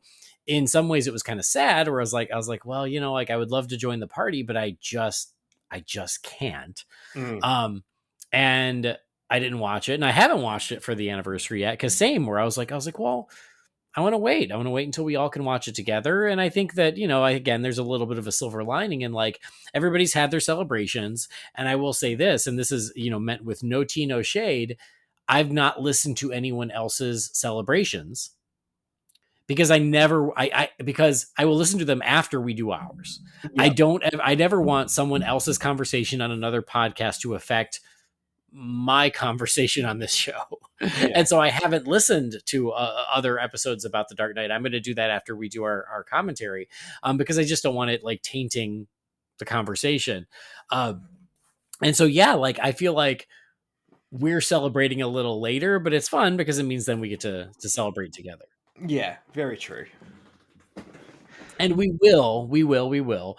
And that's why even tonight, Jamie, to his credit, he did say, well, you guys just go ahead without me. And I was like, well, it's the Dark Knight. I don't want to go ahead without you. Mm. Um, like you said, it's his favorite movie of all time. And so if there's one thing we want to hear is we want to hear Jamie gush about it. And so this was, I think, a fun appetizer and a fun way to still celebrate the movie and to take a little walk down memory lane around the hype and the build up to the movie and the release and even, things that came after. But in 2008, you couldn't escape The Dark Knight. And as a Batman fan, it was glorious. Batman hadn't ruled the pop culture conversation like that since 1989. Mm. He did quite a bit in 92 and 95 as well, but not to the same level. And so to see The Dark Knight take that crown back was just really satisfying as a Batman fan. And it was so fun. And for those of us who live for Batman, God, we just relished every moment of it that Mm. summer, that year. And it was a hell of a lot of fun. It was a hell of a ride. And to this day, when I rewatch it, and I rewatch it pretty often because I love this movie, not to give anything away from the commentary, but I love this movie. When people say The Dark Knight is my favorite Batman movie, I'm like, great. I Checks can't out. argue with you. Yeah, perfect, perfect. I'll tell you what I didn't like on the anniversary is there was a smattering of people who were like, it's 15 years of The Dark Knight. Let me tell you why it's overrated. I'm like, Oh, okay, maybe this gosh. isn't the day for that. Maybe just sit this one out. Okay, I don't need your Yeah. negativity in my life. Um, but yeah, I was like, oh come on. Because yeah, I love this movie and it is fun to revisit, that lightning bolt moment back in 2008 when this movie ruled the pop culture conversation. Yeah. I mean, who knows if it'll ever be that good again? But I know we had an email about that relatively recently of yeah, like, are we I is that heard. will that ever happen again? And it's like, Jamie and I agreed. It's like we said it can. It just has to be the right movie and the right set of circumstances. Yeah. never say never. It's Batman. I think Batman absolutely has it in him to, again, dominate the pop culture conversation and have Batmania and have everybody talking about Batman. But it's just got to be the right circumstances. And I hope it happens again within our lifetime, because when it does happen, as Batman fans, my God, it's fun. It's joyous. It's so fun. And I want the regular soundtrack, and I want the special edition soundtrack. And then I want the soundtrack on vinyl. And then I want the soundtrack on audio cassette. I'm on it every format I can get it. I got the vinyl last year, actually. Oh, of course you did. I have no doubt. That and Rises I got on the same day. Oh. For some reason, I don't know if they've even done Batman Begins on vinyl, but interesting. I've not checked for any of them, if I'm being honest. I am not. I am a vinyl collector, but a lot more, in moderation than you. Yeah. For me, it's kind of as things just kind of present themselves. Like, I don't go searching, I let them present themselves, and I go, I should get the last 12 months, the way things are, that's what I've had to do. But the last couple of years prior to that, when I had a little bit more disposable income, I'd go to the record stores quite often. All right. Well, it was fun chatting about The Dark Knight, and we're going to chat about it again with Jamie, and it's going to be great. But again, I hope everybody enjoyed it, and I'm sure that you guys remembered some of those things along the way, and I'm sure you also remember a bunch of stuff that we didn't bring up. And we didn't even talk about. I would love to hear it. Let's talk about the I Believe in Harvey Dent stuff. Yeah, exactly. I mean, but a lot of that was like part of the viral marketing, right? And yeah. I mean, what about like the posters of like Batman with the Batarang, the Joker with the card, and Harvey Dent with the button, right? Like, it was so much. There was so much. I mean, we didn't even talk about like the search for Harvey Dent. Mm-hmm.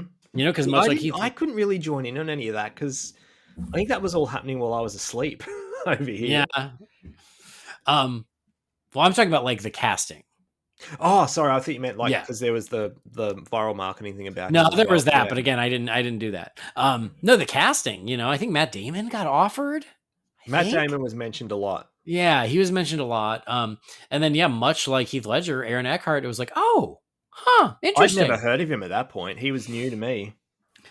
I'm trying to remember when Thank You for Smoking came out, because that was like the big thing that I knew him from. And I can't remember if it came out before or after this was announced, but I had faith because of how much I love Batman Begins. I had faith in pretty much everything. But I had faith in him because he was so good in that movie. Yeah. So anyway, my point is I love the celebration of the film. And so for those of you out there listening, I would love to hear anything that we might have missed, especially in this memories portion. We'd love to hear your Dark Knight memories of like, and don't forget about this, or about, Katie Holmes getting recast because she made that Mad Money movie with Queen Latifah. So anyway, I want to hear your memories. So send those to Holy BatCast at rf4rm.com, because I love hearing about the Dark Knight and reliving those days. But that's where we'll leave it for now, but we will pick it back up before you know it. Something else that we're going to pick back up is our journey through the Batman animated series. Haven't done that in a minute. We finished season 1. And so, we took a little breather amongst many other things. And so we're going back to it. So here we go. Let's review the next episode of The Batman.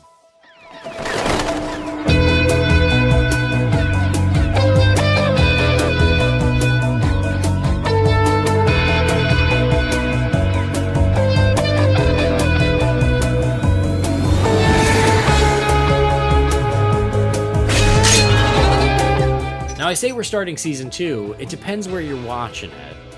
It's another one of these. What is it with weird animated series that can't agree on when seasons end? So it is season 2, episode 1, but on Max, which is where I watched it, because this show also was taken off Max for a couple weeks, and then it was put back on Max. So now it's on Max again. It's also on Netflix for anybody in the US. I don't know where it is overseas, but they pulled it off Max during the whole shakeup, and then it came back, and I don't know. Anyway, my point is, on Max, it's shown as season 1, episode 14. Oh, for God's sake.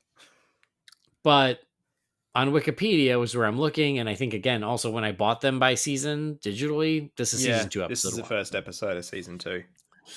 So this is called The Cat, the Bat, and the Very Ugly. It was directed by Brandon Vietti, written by Thomas Pugsley and Greg Klein. It aired on May 14th of 2005.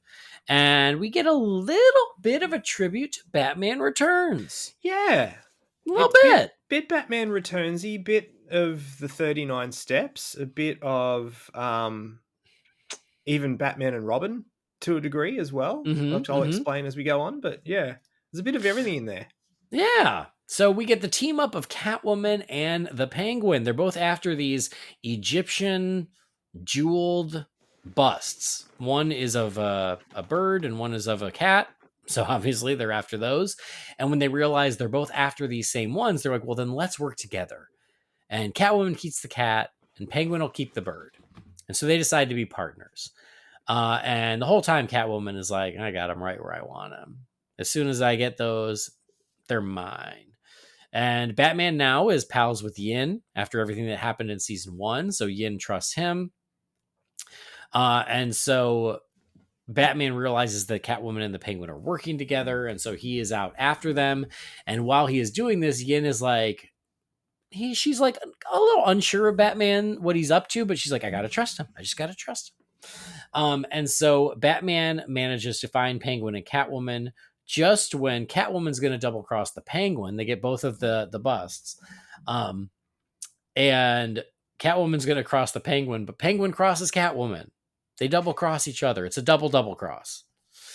I liked that. I got to say, because I like that they set up that Catwoman was always going to betray her, but they let us believe the Penguin He was really fooled. gaga for her. Yeah. I like that they let us believe that the Penguin was fooled. And the Penguin was like, no, I'm sorry, you're not my type. These are my type. Like he even kicked out the Kabuki twins. Like he, you thought he was fully into Catwoman. Yeah, so I actually liked that. Like the Penguin was not made a fool of. That he had his own agenda, and he actually got the best of Catwoman and Batman. And so he manages to shackle Batman and Catwoman together, so they're stuck together, and that's where like Yin is like, wait, Batman's working with Catwoman, but I've got to trust him. I've got to assume he knows what he's doing. But they're shackled together, and they've got to go stop the Penguin. Turns out that these two jeweled busts, when you put them together and you shine the light through them, they essentially create this powerful beam of sunlight. And the whole reason he wanted it was for that, so he could hold Gotham ransom. And so Batman and Catwoman find him there. He's in a lighthouse where he is showing this power. They stop the Penguin. They get unshackled. Catwoman still wants to steal the thing. So she and Batman get into it again, and Batman shackles together the Penguin and Catwoman.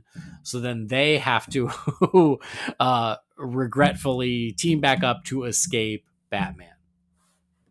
So that is the Cat, the Bat, and the Very Ugly. They escape on the rocket umbrella, and Yin and Batman, Yin's like, nope, I trusted you. And Batman keeps one of the jeweled busts, and the other one goes back to the authorities. And we get Penguin sort of the debut of the bat signal in this world. Yes. And the last shot is Batman sitting in front of this light from the lighthouse, and it essentially creates the bat signal, which I really dug as a final image for the episode. So what'd you think of this one, Brendan? This is a good one. I to be honest, I couldn't remember it. But yeah, this is a really good one. Watching it early on, I was like, okay, this is very Batman Returns when the Penguin and Catwoman first sort of meet and team up, and even the music was very Batman Returns-esque, which I liked, and the whole, Penguin being, smitten with Catwoman, and it was very Batman Returns. I said sort of when they got handcuffed together, I was like, oh, this is very the 39 Steps, like the Hitchcock movie where they get cuffed together and have to overcome, all the obstacles in front of them to catch the bad guy. And then it sort of went a bit Batman and Robin with the whole you combine the two things together and you get not that you need to combine them together in Batman and Robin, but it was essentially Yeah, you get the the powerful force, beam. the powerful From beam from the lighthouse / right. telescope, like that's sort of where it went a little bit over the top, but it's a cartoon, so you can. Yeah, but no, I genuinely liked it. And then sort of at the end, you had like a triple cross, like Catwoman looked like she was, okay with Batman. Then she tried to double cross him, and then Penguin was back, alert and tried to double cross Catwoman again. Everyone was double crossing everyone. Yeah, It was, it was like a Pirates of the Caribbean movie. yeah, I genuinely liked it. Like I said, I couldn't really remember this one. To be perfectly honest, when I do revisit this show, I usually revisit from sort of season 3 onwards. Yeah, Just because, I mean, you've seen it, but that's when it really, really finds its feet and it brings in more of the Bat family, and that's what I like to see. But this one was a pleasant surprise. I really ended up enjoying it. awesome. Me too. I mean, I do think that, right towards the end of season 1, it starts finding its feet. And I think that this continues that trajectory where it's a really good one. I'm a sucker for a Batman villain team up anyway. When Mm-hmm. that happened on the 66 show, oh my God, I was in heaven. I was like, well, we get 2? We get a bonus? And I think that little kid in me still gets like that because it's just fun to see them team up. And so I love the Penguin Catwoman team up. I love that we get both of them in this episode. It's a really good episode. I like how both of them are presented. I love the fact that they team up and they both double cross each other. I love how Batman has to navigate that. I think it's a lot of fun. I have one complaint, and it's a good complaint, but my complaint is this feels like it should have been a 2-parter. Yeah, I can see that. Like I feel like the Penguin Catwoman team up ends really quickly, so we could get to them being shackled together. Mm-hmm. And I feel like there could have been a whole episode of the Penguin and Catwoman working together, and the cliffhanger is when they double cross each other and Catwoman gets shackled to Batman. And then the next episode is Batman and Catwoman shackled together because they feel like 2 separate episodes, but they're smashed together into one episode. Yeah, I can see that. So the plus side is a lot happens in this episode in 22 minutes. The downside is I feel like these 2 great ideas of the Penguin Catwoman team up and of the Batman Catwoman shackled together, those 2 great ideas, they're both a bit rushed to fit into the 22 minutes. Yeah. So that's my bit, and that my only real complaint is I'm like, oh man, you could have got 2 great episodes out of this instead of 1. But aside from that, I really liked it. I also think that them going after these statues is, I don't know if it's intentional or not, but it also feels a bit of a nod to Yes, I forgot to mention this. the Batman 2 script that Sam Hamm wrote. I was thinking that too. I totally forgot about it. Thank you for bringing that up. Yeah, because in that script, and we reviewed it, God, years ago now, so you have to go back in the archives to find it. But in that script, Batman, or it's not Batman, I'm sorry, Penguin and Catwoman were looking for statues of birds, and it tied in with like the secret society of the, of Gotham City and stuff. But God, there I was would have still loved to have elements seen of that that. movie. That sounds so cool. I've always loved that idea so much. Yeah, but that I was like, oh yeah, they're going after bird statues. One's a cat, one's a bird. But still, I certainly felt like there was some influence there. So it is fun. I didn't even make the connection to Batman and Robin until you said it, and I was like, oh yeah, I guess I can see that. But yeah, it's still a really good episode. It's a really fun one, and I think they do a great job of leveraging Batman, Catwoman, Penguin, and even the Kabuki twins. Like you said, I always forget about them, and then they pop up. I'm like, oh yeah, and them. It's one of they're weird. Like I like them as henchmen, like they're creepy and but I don't. They still don't feel like they fit with the Penguin. Yeah, For me, I agree. but I It's like a very them. weird choice. Yeah. One thing I did want to mention that actually made me laugh was when Batman and Catwoman are handcuffed together and they get to the Batmobile and they realize that Catwoman's on the left. So like she has to drive and Batman just has this look. Yeah. She's just like, you can see when she realizes, her face lights up and she's like, I'll drive. That made me laugh. No, that was great too, is that she had no choice. It was awesome. But no, it was a really good episode. I liked it. Yep, I agree with you. All right, what's your letter grade? I'm giving this one an A. Whoa. It was fun. A minus. Oh, of course you did. Yep. But no, it is a good one. I agree with you. So an A and an A minus for the cat, the bat, and the very ugly. And again, even the title, I wonder if that is kind of poking fun at the tagline for Batman Returns, Batman which was Returns, yeah. the bat, the cat, the penguin, the cat, the bat, and the very ugly. I mean, no wonder Penguin's so pissed off. You call him the very ugly in your title. And this guy's, a supermodel compared to Danny DeVito. I know. And he does flips. So you gotta love that. Very athletic. Yeah. All right. Next one. Ooh, we get to meet our new version of the Riddler next time in Riddled. Season 2, episode 2, Riddled. So there you go. There's your homework for next time whenever we do it. All right. But it stands us up again, I guess. That's exactly true. Well, here's the problem. Next weekend is going to be tricky.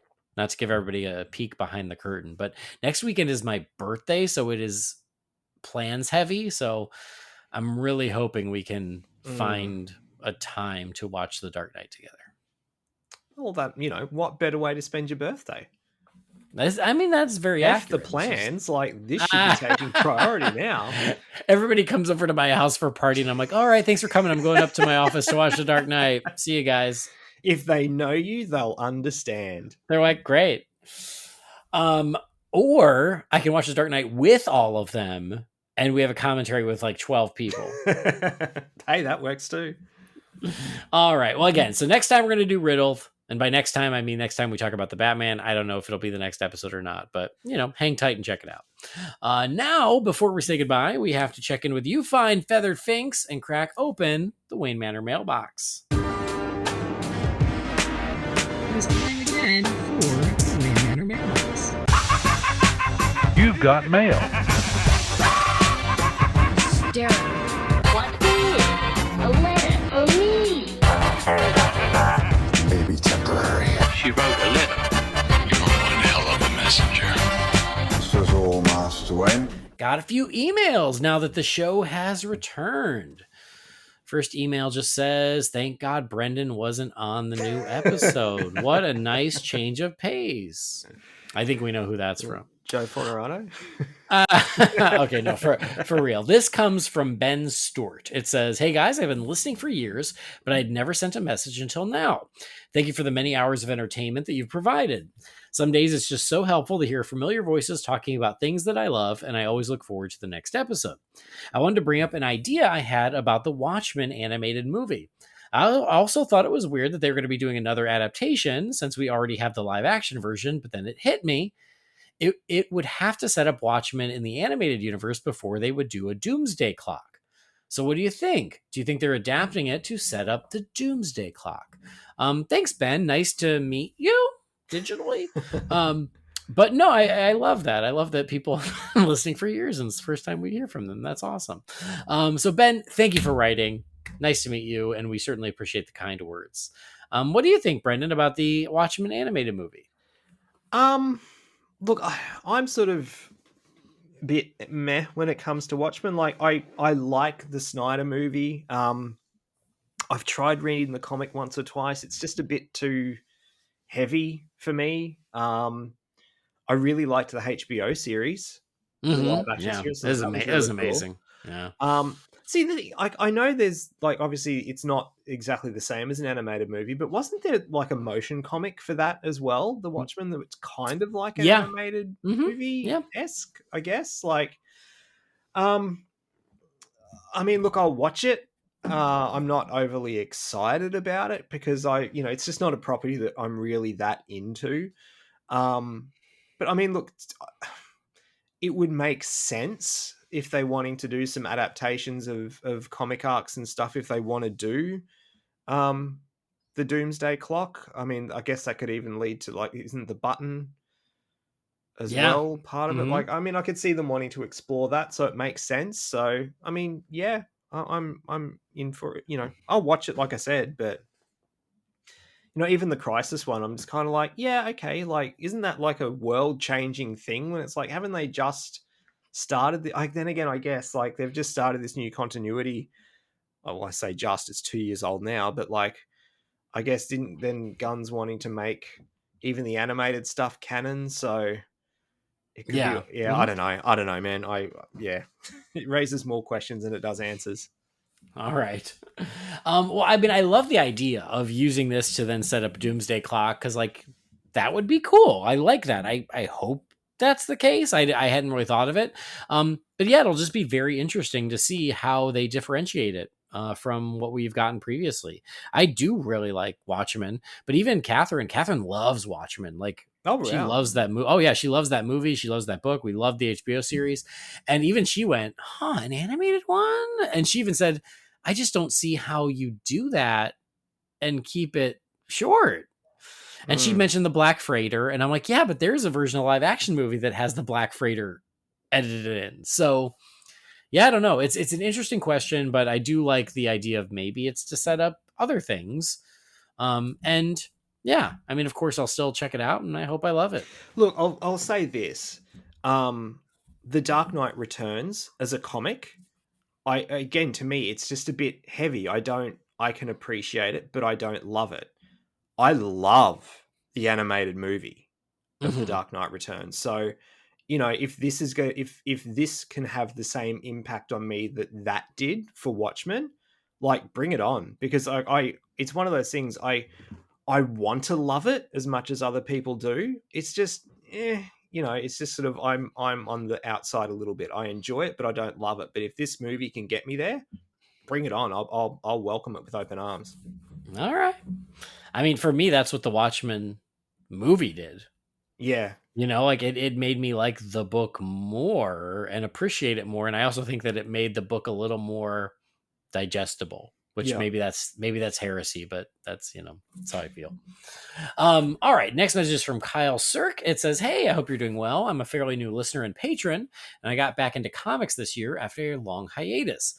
Batman comics in particular were a huge part of this, as I was always a Marvel fan as a kid, but I do love Batman, and I religiously watched the movies and animated series as a kid. Recently, I read the full run of No Man's Land, including The Road to No Man's Land.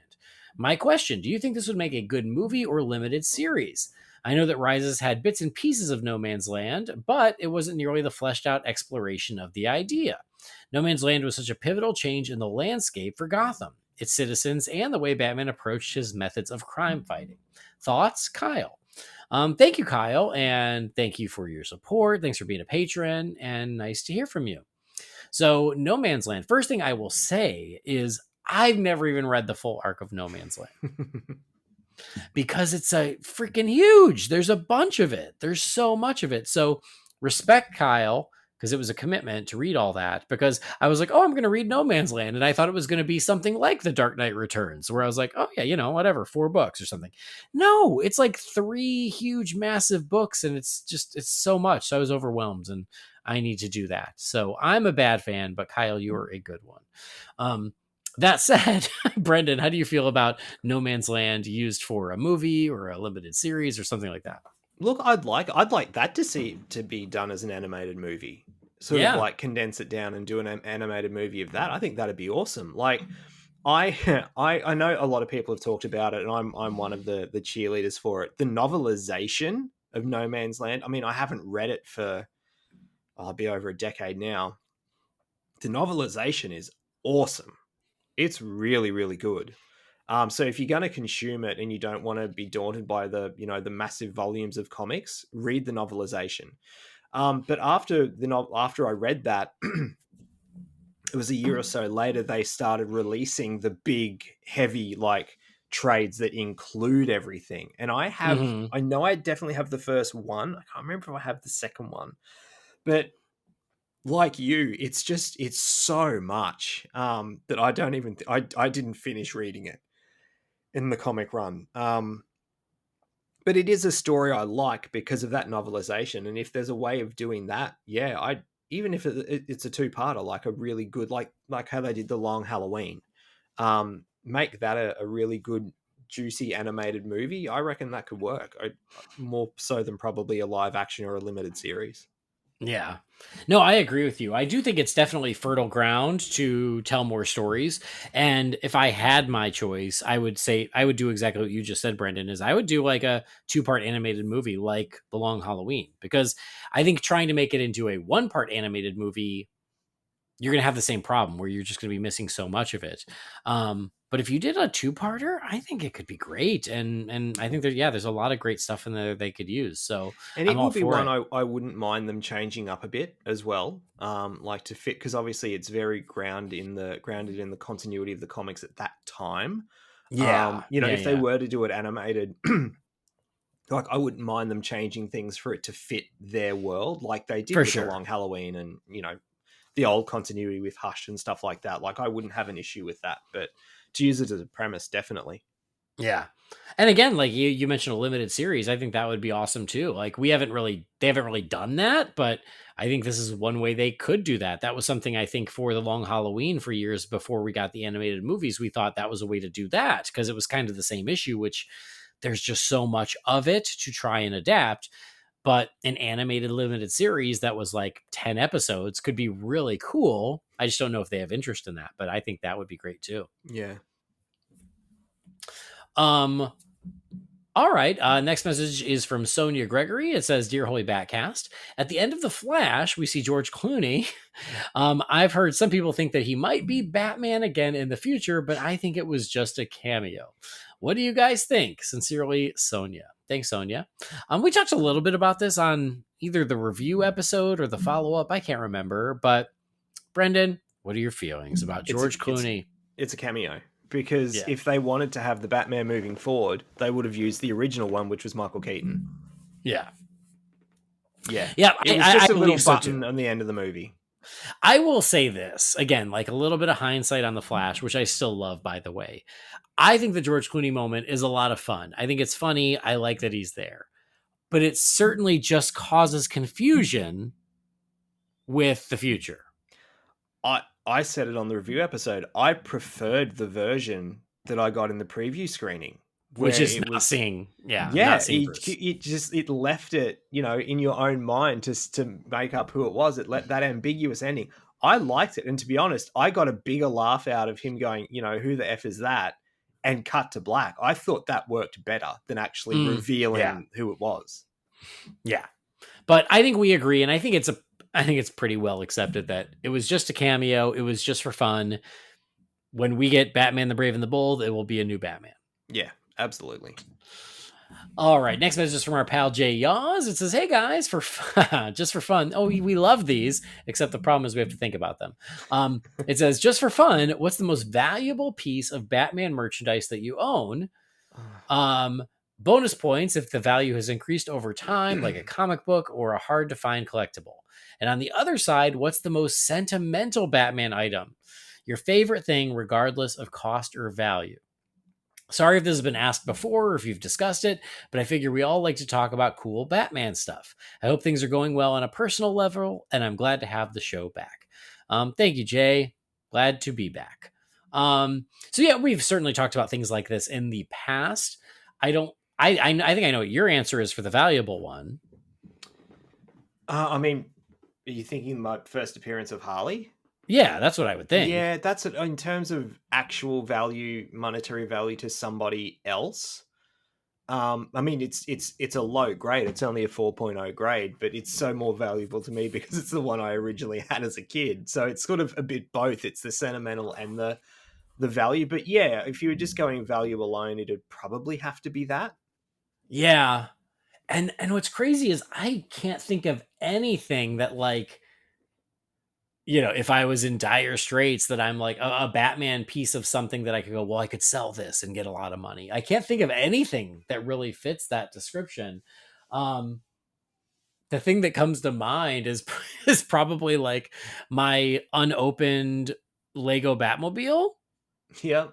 Because it's unopened and it is now no longer available. So my hunch is it's probably going for a few $100 on eBay. I haven't checked, but that's my guess, because these Lego sets are already expensive when they're brand new. And then when they go away, they're worth a lot more. So it's not quite as fun an answer because it's a relatively new thing that I got over the past couple of years. But that's the only thing that jumps to mind that is probably quote unquote worth money.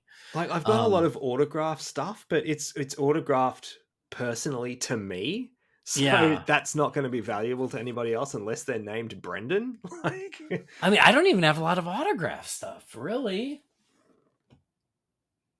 like my autograph Kilmer stuff, like, sadly, when the day comes that when he passes, I mean, like that could be worth quite a lot of money, but it's personally signed to me. So again, it's not Yeah. going to mean anything to anybody else. But like Yeah. the sentimental one, I mean, I've still got my very first Batmobile that I ever like the little metal, the die-cast Corgi Batmobile from '89. It was the first Batman thing I ever owned, ever. Like I could reach out and grab it now off my shelf. Like that's there. My ultimate Batman from Batman Returns is a real sentimental favorite to me as well. Like I was so happy when Mum finally found it where it was in storage at home, to be able to have it as part of my collection, because for about a decade or more, like I didn't have it on display on my shelf, and I just so desperately wanted it to the point where I considered multiple times just buying another one. So I mean, that's a real sentimental favorite as well. Like they're sort of the two that jump to mind, Yeah. The other thing that I don't think it's worth a ton, but it might be worth something, is I have an original animation cell from Batman the Animated Series. See, that's cool. I'd love something like that. That'd have to like, be worth something. It's got to be worth something. I mean, it wasn't super cheap when I bought it, but it was the cheapest one I could buy that still looked cool. Yeah. Does that make sense? Yes.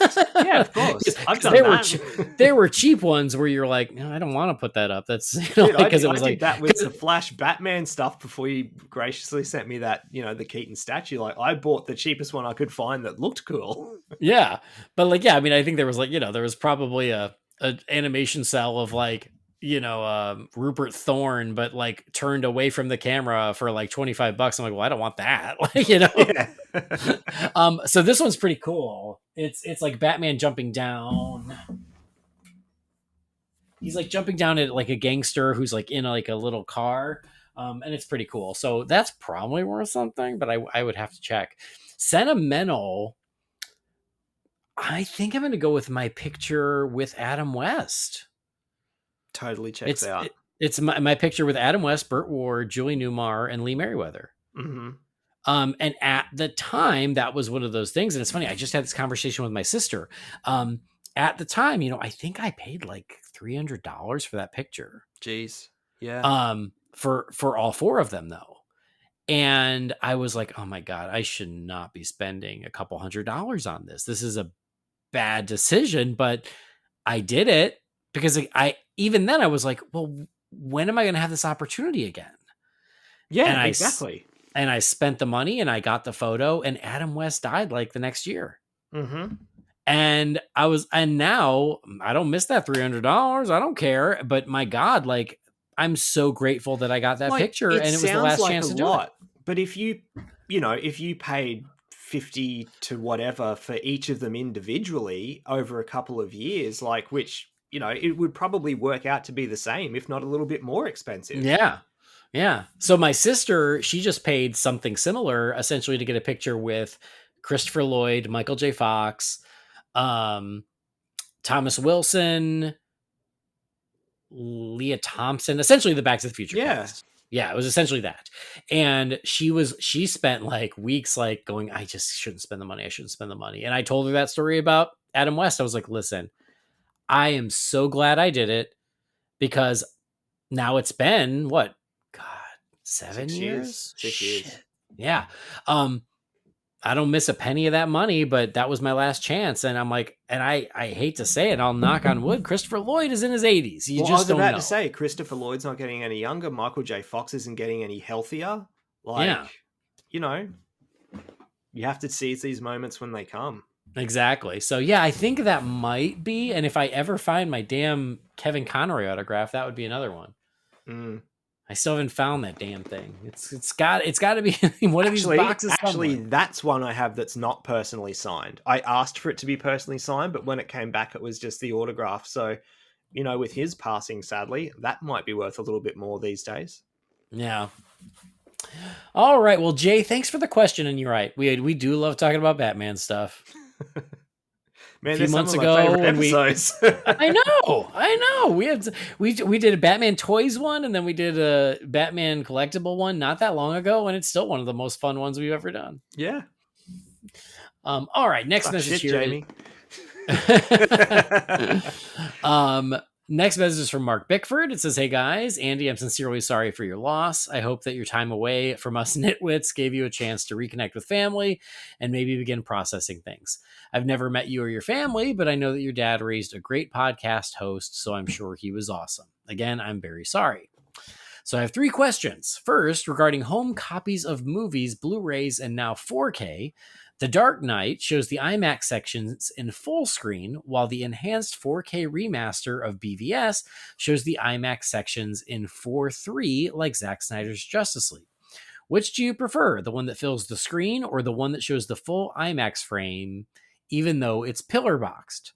Also, why has no one invented a 4K projector that can figure out whether to maintain a constant width or constant height when the media makes changes like this? So if a film went from full screen to letterboxed to IMAX, the picture would be blown up accordingly instead of shrinking. Let's take these one at a time. So first one, what's your preference, Brendan? Would you rather it fill the screen or the one that shows the full IMAX frame, even though it's pillar boxed? I'm not a real I'm not anal about that kind of stuff. I to be honest, I don't really care. Oh, okay.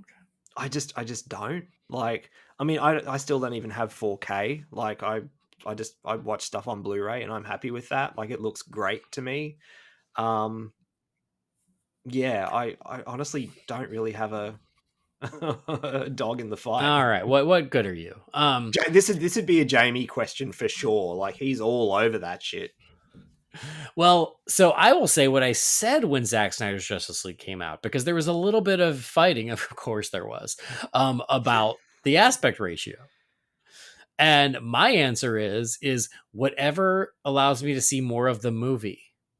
Mm-hmm. And so if you're cutting off part of the picture to fill the screen, I don't want that. I want the full picture. And so if that means it's pillar boxed, which is a term I've never heard until today, Mark, if that means it's pillar boxed, so be it, because if I'm getting the full picture, that's what I want. All right, next question is, are you watching My Adventures with Superman? I hope so. It's a lot of fun. I think they've done a great job with the characters. It's a bit anime, but especially after the pilot, it hasn't gone too far in that direction, except they weren't afraid to make Lois sexy. Brendan, are you watching My Adventures with Superman? I am. I think I'm an episode behind. I think I am too. I watched the first 3. I think I've seen the first 4. Okay.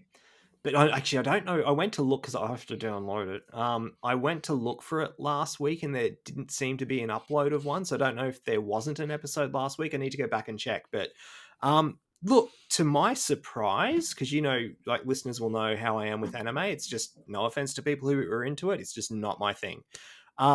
It's very anime, but I'm really enjoying it. It's a different take on the characters in the world. Like, they're kind of all young and spunky, and it's different, but I'm digging it. I'm really enjoying it. It's a lot of fun. Yeah, no, I agree with you. I really enjoy it too. I watched the first 3. I think it's great. I like the characters. Yes, it's anime, but I don't find it to be so anime that it is what's the right word? Off-putting, Yes. Oh no, that's the wrong word. No, Inaccessible. It doesn't overtake the story. Yes, it is not so anime that it right. So yes, I enjoy it too, and I hope people are watching it, and I hope it's doing well, because I think it's good. Next question. This is a fun imaginary crossover. Imagine there is a priceless artifact on display in Gotham. 2 rival thieves want to steal it, and they're each aware of each other, so they're going to employ some countermeasures. So who do you think would come away with the prize? Catwoman or Carmen Sandiego? Oh my God. That's a question. It is. I'll give you the correct answer, which is Gambit. I'd have to go Catwoman. I think I would too, But I really thought you were going Gambit because he's my favorite, but maybe I don't talk a lot about Gambit on this show. So I don't know how many people realize how much I love Gambit. I mean, right? You knew that, Yeah. right, Brendan? Yeah, I know. So that's where I thought this was going. But Carmen Sandiego, I didn't see that coming. So, but yeah, I still think I would give Catwoman the edge over her. I think so. And then finally, he said he watched Gotham Knights so we wouldn't have to. So here are some spoiler-free thoughts. I'll lead with the only negative. I think the budget was 47 cents per episode, and it shows. So don't expect anyone to show up in a super suit. Beyond that, after the first couple episodes, while they're finding their footing, it settles down into being pretty entertaining. I think they did a great job with the character drama. The brother-sister relationship between the Rose was very good, and Stephanie had some really strong scenes with her parents. So the cast was all very good. Speaking of Stephanie, I'd happily put Anna Lore on a rooftop, trading smack talk with Jay Lycurgo's Tim. Her stuff was a bit different from the comics, but I still thought she was more than credible. There are some things that they did in the course of the show that I think fans of the podcast would easily pick up on, and there are some nice surprises along the way. Thanks for the great podcast, and welcome back, Mark. Thanks, Mark, and thanks for the little rundown on Gotham Knights. Yeah, maybe during the drought that we're going to get thanks to the strikes, maybe I'll go back to it. No promises, but I won't be that desperate. I've watched worse things in my life. Before we move on to the next email, I will just say I had a quick little eBay while we were talking there. An ungraded but good condition version of the Batman Adventures number 12 is about 525 Australian dollars. Okay, that's good. And then a signed Kevin Conroy piece, no matter what it is, goes from anywhere between 300 to over 1,000 Australian dollars. So, all right. Yeah. What about my stuff? I didn't look at your stuff. You didn't check my stuff? No. You selfish. Oh my God! You only care about your shit. Oh, that's fine. That's fine. It's fine. It's that much fine. time in to look at these things. This is why I'm married to Catherine, because Catherine cares about my needs. You don't. You're just checking your own shit. All right. Next message is for Paul Shanley. It says, this might be the dorkiest email I've ever written. I sent you an email about Batman movie costumes recently, and you were kind enough to answer, which got me thinking. Something I hope that they bring back into the new suit that always annoys me is that Batman's cape is always fixed so it falls behind his shoulders. Everything from Val Kilmer's sonar suit forward. It's as if the directors are all too proud of how the suit looks to cover it up with a cape. Even Affleck's very faithful first couple suits were cut so the cape always fell behind him. I know that capes are at a basic level impractical for a guy who fights all the time, but I love the image of Batman with his cape draped in front of him. One of the things I love about the Keaton suits is that they designed it so you could still see the bat symbol with the cape draped over him. I think it's a great image and I'd love to see more of it. Am I alone in this? Does anyone else care? Do I need to get out more? Discuss. Paul. You do need to get out more, and I say that with all the love in my heart. It's something I've honestly never even noticed, I don't think. But I know as soon as he said it, I knew exactly what he was talking about, though. Yes, same. I never thought of it. It never crossed my mind, but Paul, when you explain it, I go, oh yeah, totally. And I am with you. I like versatility in my cape. Sometimes you want it in front. Sometimes you want it in back. Like he's got to crouch in the shadows. Like, so yes, I'm with you. I never really noticed, but I think your point is valid and I will back you up on it. But also, yeah, go for a drive. Roll down the windows. If there's a way they can do it, without it being, early Keaton where, you can't really move the upper half of the body, then I'd love to see it. Yeah. It doesn't feel like it should be that hard to have a suit where the cape can go either forward or backward. That seems like you should be able, and that shouldn't really mess with the mobility, because the mobility is then more about the suit itself, Yeah.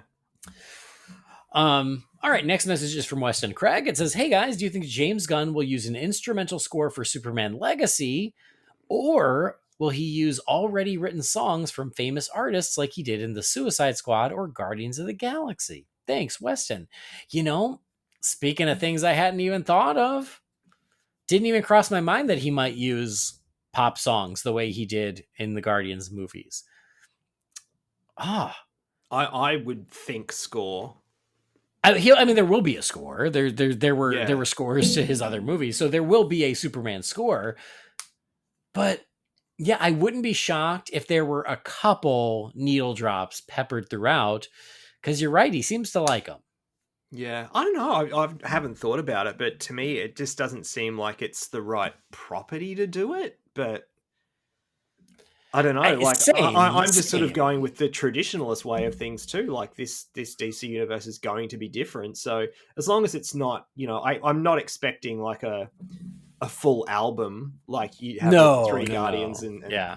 But I wouldn't be opposed to it, I guess, if it's used right. But I don't want it to be distracting.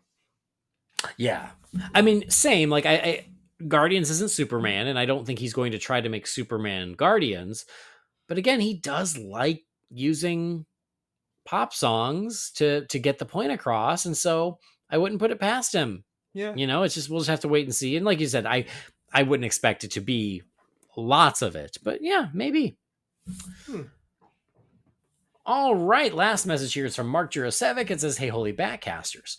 I was thinking about recent DC box office numbers in light of The Rock's recent comments, and I was wondering whether Black Adam was and still is unfairly treated as a box office disappointment. Amongst the most recent films, including The Suicide Squad, Shazam 2, The Flash, it had the best opening weekend and total gross. I know that production costs come into it, but I'm looking at the numbers in terms of people that went to see the film.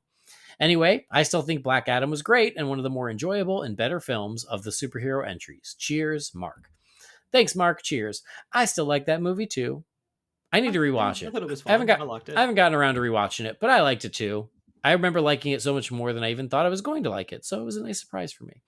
What do you think, Brendan? Do you think that Black Adam is unfairly stamped as a box office disappointment? Where did it fall in line with, like, say, the first Shazam? You're the numbers guy. I'm not. It's actually pretty darn close to the first Shazam. Then yeah, I think we had this conversation at the time. We did. Like, I'm gonna pull up the exact numbers just so I'm not lying. Yeah, but I believe it is pretty darn close. It's a Black Adam movie, like, and we had the conversations leading up to it and stuff. It's like, I'm a DC guy, and it's like, I didn't give a shit about a Black Adam movie. Like, I just really didn't. I was more interested in seeing the Justice Society, and obviously I was in the bag because it's a DC movie. I went opening weekend, and same as you, I liked it more than I thought I would. But I walked out of there still not giving really a crap about the character of Black Adam. I walked out of there excited at the future with Superman, which was then ripped away from us, a week or two later. But yeah, I mean, it made the money that a Black Adam movie should make. It's not going to be a runaway success with $1 billion. Like, I don't want to sort of revert back to Marvel, but you kind of have to. Like, had the DC universe been more of a success like the Marvel universe is, well, I'll say was, because I don't think it is the same success these days, and they released a Black Adam movie starring The Rock, sure, it could have made a lot more money. There's properties like, a Captain Marvel and stuff like that made $1 billion for Marvel that, I mean, how that movie made $1 billion is beyond me. But even like the first Guardians, for example, like, it made pretty good money from memory, and probably more than Black Adam did, but for a property that nobody knew. But that was a connected universe at its peak. It was very, very successful, and people were just going to see the next Marvel movie, whereas DC never got to that level. If they had, then yeah, I think an obscure superhero movie starring The Rock in a successful universe could have made and would have made a lot more money. As it stands, it made the type of money it should have, given the universe it was released in, the level of popularity of the character, and just the cinema-going audience, the way they feel about and felt about DC at the time. It made what it should have, in my opinion. I agree with you. So I did look it up. Black Adam made a little more than Shazam. Oh, there you go. They both fell just a little shy of 400 million worldwide. So Black Adam did 168 North America, 225 outside of North America and 393 worldwide. Shazam did 140 in North America, 227 overseas, and 367 worldwide. So they're kind of both in the same neighborhood of just shy of $400 million. To your point, and I absolutely agree with it, is almost $400 million on a Black Adam movie. Count your blessings, especially with a universe like the DCEU that has been very like mixed, let's say mixed reception, right? Yeah. So they don't have the built-in audience that Marvel Studios does. And so for Black Adam to make even that much, I think was actually pretty good. And I even said that at the time. The North American numbers for Black Adam were pretty good. They were solid. It essentially made in North America the same thing Hobbs and Shaw made in North America. Mm-hmm. The problem was internationally, it did not do what Hobbs and Shaw did. Hobbs and Shaw was huge overseas and Black Adam wasn't. And the real problem, and you mentioned it in your email, Mark, the real problem was the production cost. Yeah. If Black Adam had cost what Shazam did, which it should have, which was $100 million, it would have made a tidy little profit and it would have been a success.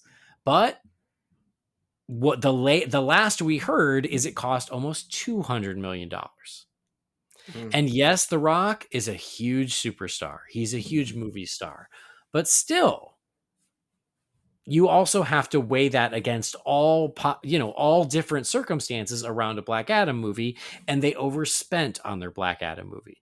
And so they put themselves into a situation where Black Adam had to make $600 million to be profitable instead of $400 million. And so in relation to cost, yeah, it lost money. In relation to what a Black Adam movie could and should do, I still say it did okay. Yeah, absolutely. And apparently it's been doing really well on streaming. And I don't know what, I only know this because I read an article about Disney and not doing physical media releases anymore here in Australia. The Guardians of the Galaxy is going to be its last physical release. And I read an article about that, which kind of was talking about the numbers of higher selling DVD, Blu-ray, whatever, this year in Australia compared to other years. And I think it's like one of the top 3 or 4 selling movies in Australia this year in physical release is Black Adam. So apparently, like, even though those numbers have dropped off, it's still selling quite well as a physical release. All right. So go figure. Yeah. So, yeah, I guess the answer is both.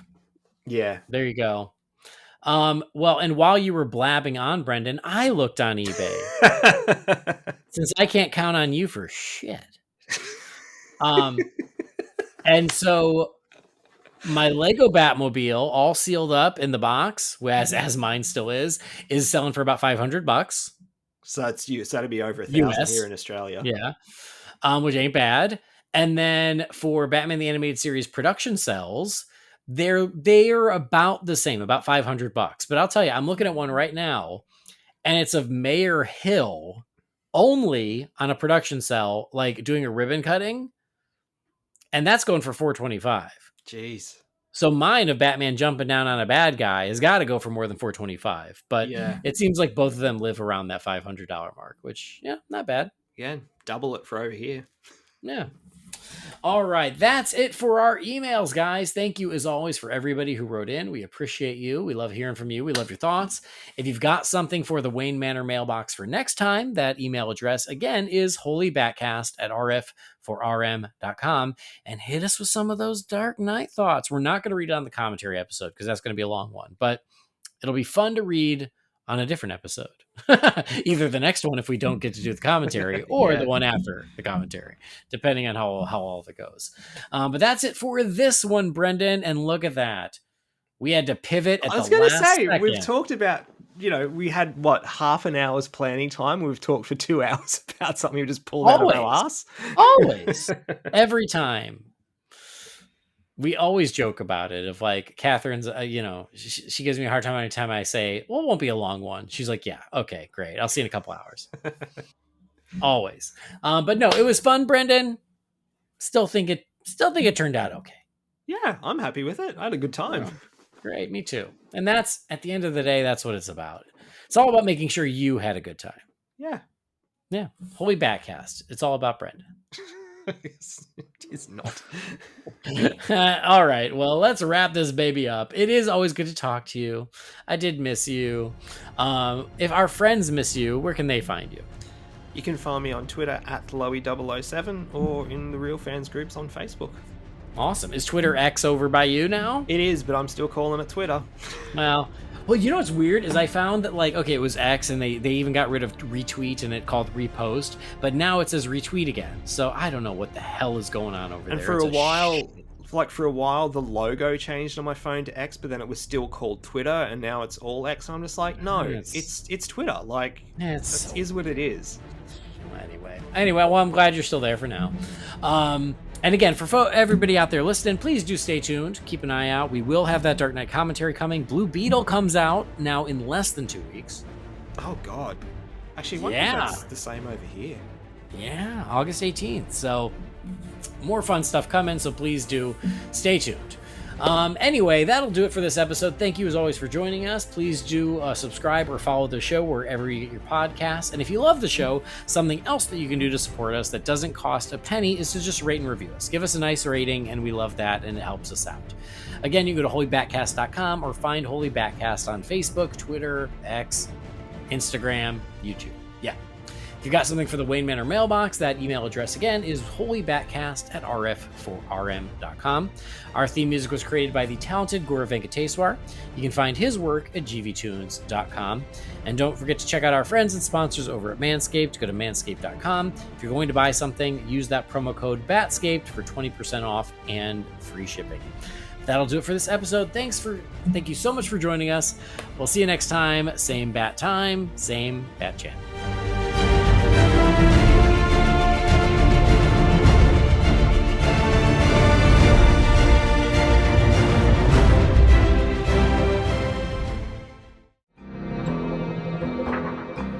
Holy BatCast is not affiliated with Warner Brothers or DC Entertainment. The views and opinions shared by the participants are theirs and theirs alone and do not represent the companies or organizations they happen to work for.